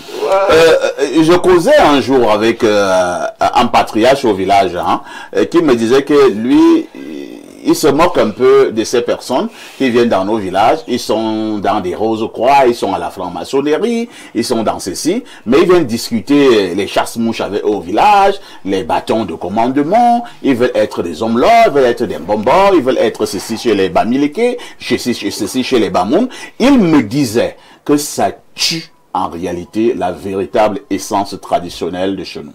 Oui, je vais vous expliquer. Vous savez, je suis tombé souvent sur des plaintes de grands initiés africains dans les ordres ésotériques qui disaient que la hiérarchie est quelque peu sclérosée à un certain niveau pour les Africains. Il y a comme des postes qui n'arrivent jamais à occuper. Donc c'est déjà une source de frustration parce qu'à l'intérieur même de ces mouvements, il y a du racisme qui se manifeste. Et les plus hauts degrés sont régentés toujours les blancs. Par les blancs. Est-ce que vous comprenez un tout petit peu? Si telle est la situation, vous comprenez donc qu'il y a un souci au niveau de nos cabales traditionnelles de se préserver. Celui qui commande certains obédients de la Rose-Croix, est-ce qu'il y a quand même un noir pour l'instant qui commande là-bas la Rose-Croix? Oh, ça, j'y suis pas, je peux pas répondre. J'ai vu récemment, Blériot a interviewé un là, c'était un blanc. Ouais. Dans le temps de parole de Blairy. Non. On y voit la franc-maçonnerie, est-ce que c'est différent? Non, c'est pas différent. Alors, est-ce que cette ségrégation, je vous dis qu'il y a... Est-ce que c'est pas une autre forme d'être colonisé? Non, mais c'est exactement ça. Il y a une conspiration contre la négrité à travers le monde. Et je ne suis pas d'accord avec Todd quand il fait... il faut être honnête, Todd. Ici, il faut dire la vérité aux gens. On n'est pas là, moi je suis pas là pour blanchir l'Afrique. Todd, lui, c'est ce qu'il fait. Todd, je vais te citer une parution érudite. Le titre, c'est Les Deux Babylones. Va voir les sources qu'Alexander Hislop donne dans son livre sur l'histoire antique. En réalité, quand la Bible parle, par exemple, du Jardin d'Éden, mais l'Afrique était partie intégrante du Jardin d'Éden, sauf que c'est pas un jardin comme le petit potager que nous avons derrière la maison. C'est un vaste espace territorial qui allait de l'Afrique jusqu'en Mésopotamie. Une bonne partie de l'Afrique jusqu'en Mésopotamie. Donc quand vous parlez de l'Afrique aujourd'hui pour dire non, l'Afrique est la mère de la civilisation, vous parlez de quelle Afrique? Celle du découpement colonial? C'est ça que vous appelez l'Afrique? Est-ce que vous tenez compte des considérations qui étaient des considérations antiques liées à l'espace qui constituait l'Afrique à l'époque? Et j'ai toujours dit, et je le répète, va lire Alexander Hislop. Et tu comprendras qu'en réalité, il y a cette transversalité, il y a cette sécularité qui existe entre la Mésopotamie ancienne et tout ce qui s'est passé par la suite en Égypte. C'est un fait, c'est documenté, c'est établi.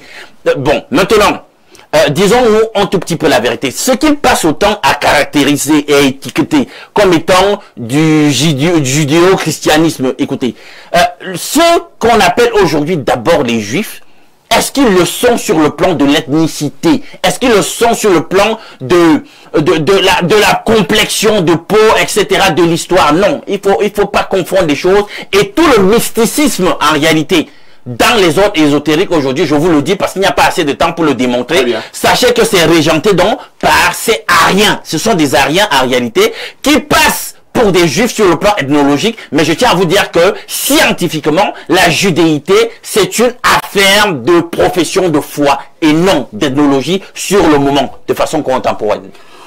Todd, vous qui êtes un initié bantou, un initié africain, au village, moi je vois souvent les Omlo, les Mbombok, lorsqu'ils doivent faire un certain nombre de rites, ils appellent les ancêtres. Et ils ont également une manière de les appeler. Ils font un certain nombre de choses. Et quand ils le font, on m'a souvent dit que les ancêtres écoutent. Et par moments même, ils répondent de différentes manières. Alors, le rosicrucien qui va au village, est-ce qu'il peut aussi appeler mes ancêtres Mabarkono et ils répondent? Jamais.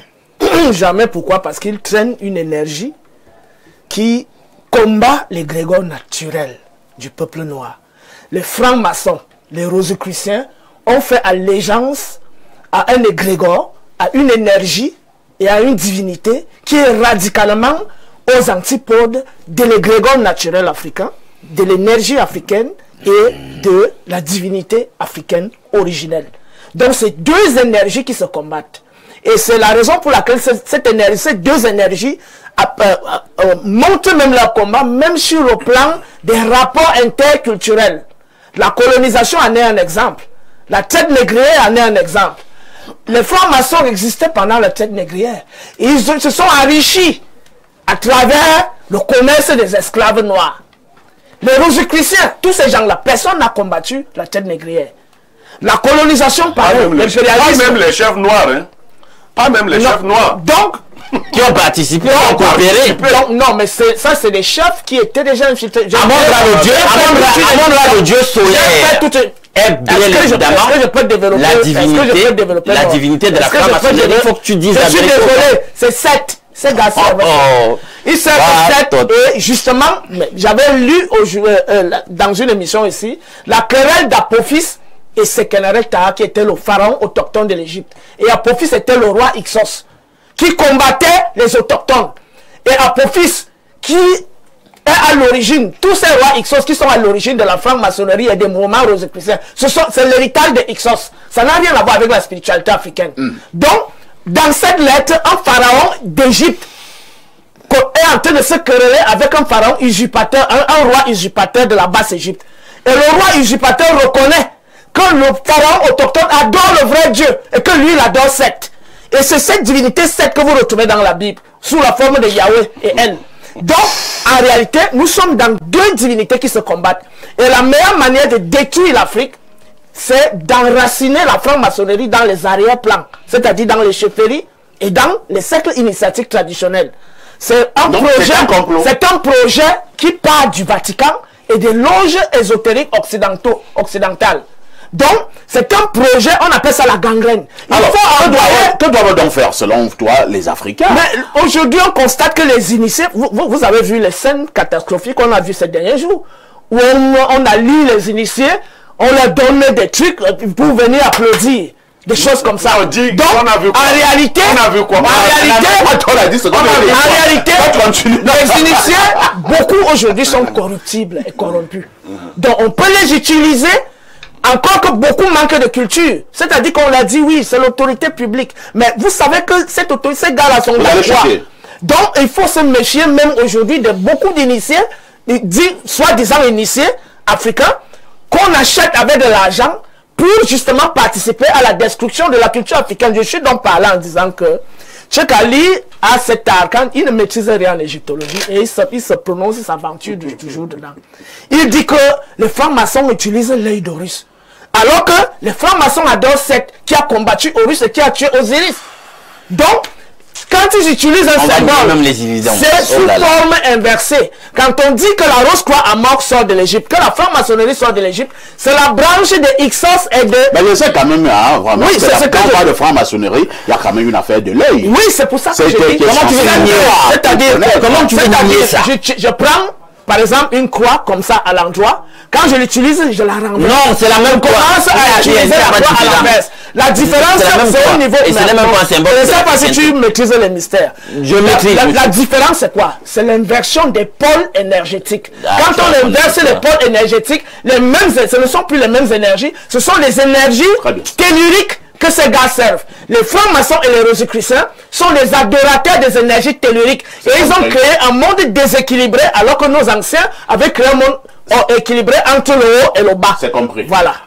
Pierre Blériot, mec, est-ce qu'il n'y a pas un risque pour le désormais africain de souche d'avoir des Mbombok, d'avoir des hommes là qui sont en même temps des rosicruciens, des francs-maçons? Lorsque nous allons dans nos villages pour faire nos funérailles, c'est lui qui prend la parole. Est-ce qu'il n'y a pas un risque? Je refuse cet écuménisme ésotérique, personnellement. Si vous voulez faire le Mbok, faites le Mbok pur.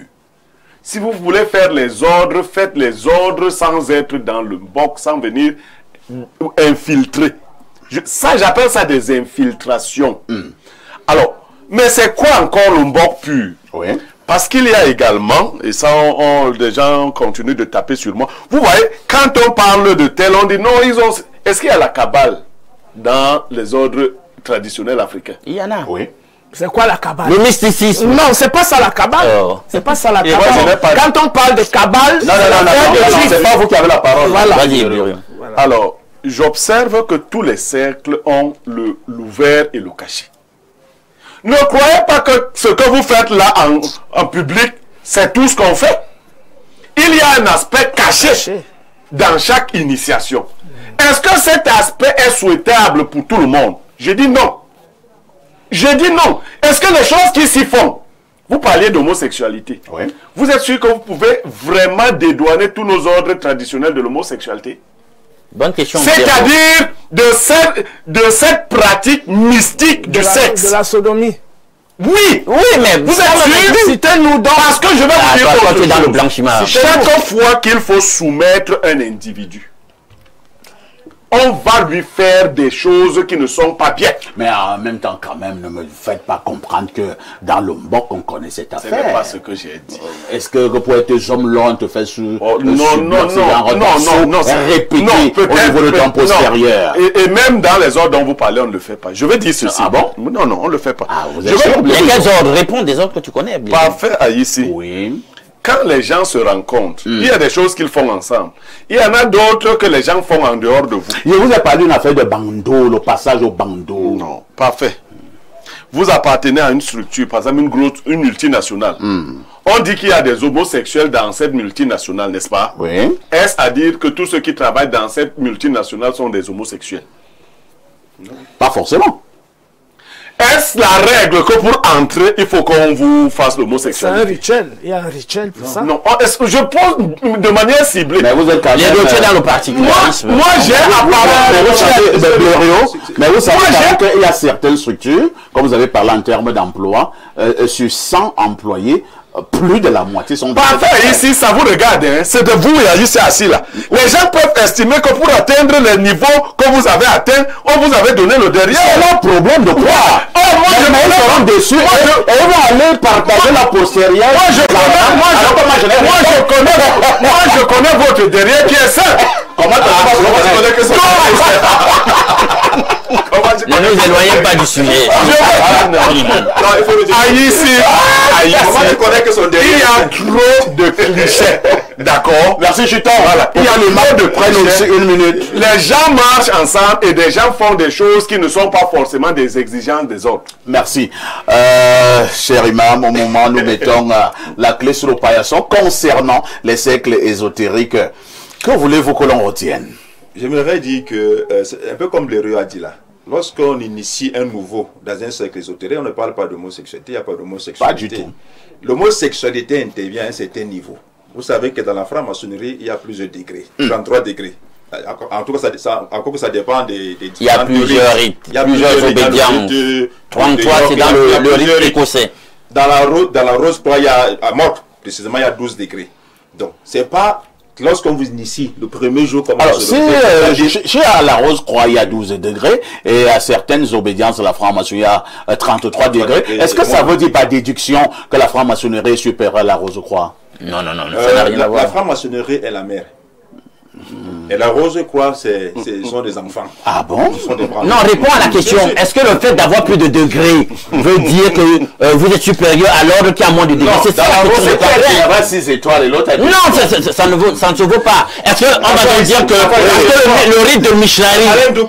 Attends, le rite de Mishraïm d'Égypte, c'est le rite de... Ce n'est pas le rite d'Égypte, c'est l'obédience de la maçonnerie liée à l'Égypte, à la magie, à la cabale égyptienne. Ça dit c'est très grave. Non, toi tu es dans le blanchiment. Nous, on est là pour dire... Le rite de Mishraïm et de Memphis, c'est là pour blanchir.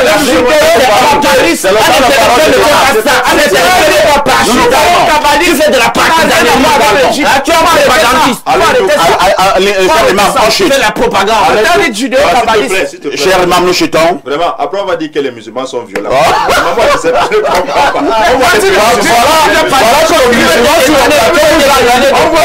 qu'ils sont violents sur le panel. On va dire que les musulmans sont violents. Qui est violent ici maintenant sur le panel? Je vais continuer. J'aimerais dire, monsieur Papa ici, dans les différents ordres ou ordres ésotériques, à la Rose-Croix par exemple, à Morgue, c'est pas celui qui est au degré supérieur qui est plus fort, qui est puissant, que celui qui est au degré inférieur. Tout dépend du travail spirituel qui est fait. Celui qui est au niveau inférieur peut être plus élevé spirituellement en fonction de son travail spirituel par rapport à celui qui est au degré supérieur. Donc, j'aimerais donc dire que moi, j'aimerais lancer un message à mes frères musulmans. Je voudrais qu'ils m'écoutent pour dire que tous ceux qui sont musulmans et qui sont dans la franc-maçonnerie, bien dans les ordres ésotériques, Rose-Croix, sachez que vous devez vous répandre et sortir de ces ordres parce que l'islam n'est pas compatible avec ces ordres. Le musulman doit adorer Allah subhanahu wa ta'ala seul sans jamais lui associer quoi que ce soit. Merci, hein. Merci, c'est ce qu'il fallait dire. Voici ce que dit Todd. Quand je mets ce téléphone comme ça, si je le retourne, ce n'est plus le même. Je dis l'inversion des pôles, les énergies vont dans le sens c'est la même énergie. Parce que Todd a dit que dans la franc-maçonnerie, les francs-maçons adorent. Tu voles bas, Todd. Lumière. Je peux te donner celui qui est symbolisé par un unique. J'aimerais inviter les téléspectateurs qui nous écoutent actuellement à écouter les 2 émissions que j'ai faites sur la franc-maçonnerie, intitulées Lumière sur la franc-maçonnerie dite égyptienne. Les histoires qu'ils racontent sur Mizraïm et Memphis, ils ne maîtrisent même pas ça. J'ai fait une émission de 3 heures de temps. Toi avec de nombreuses donc ça fait 6 heures d'émission. 6 heures de propagande. Vous pouvez suivre ça en ligne. C'est le plaît. Tu veux faire du nous sommes calmes. Du lavage. Nous allons dire merci. Nous allons dire merci à Todd. Merci à l'imam. Merci à Pierre Blériot. Merci à Alain Douk. Ne ratez pas la rediffusion de ce programme. C'est tous les soirs à partir de 22h30. Avec tout ceci, que faites-vous?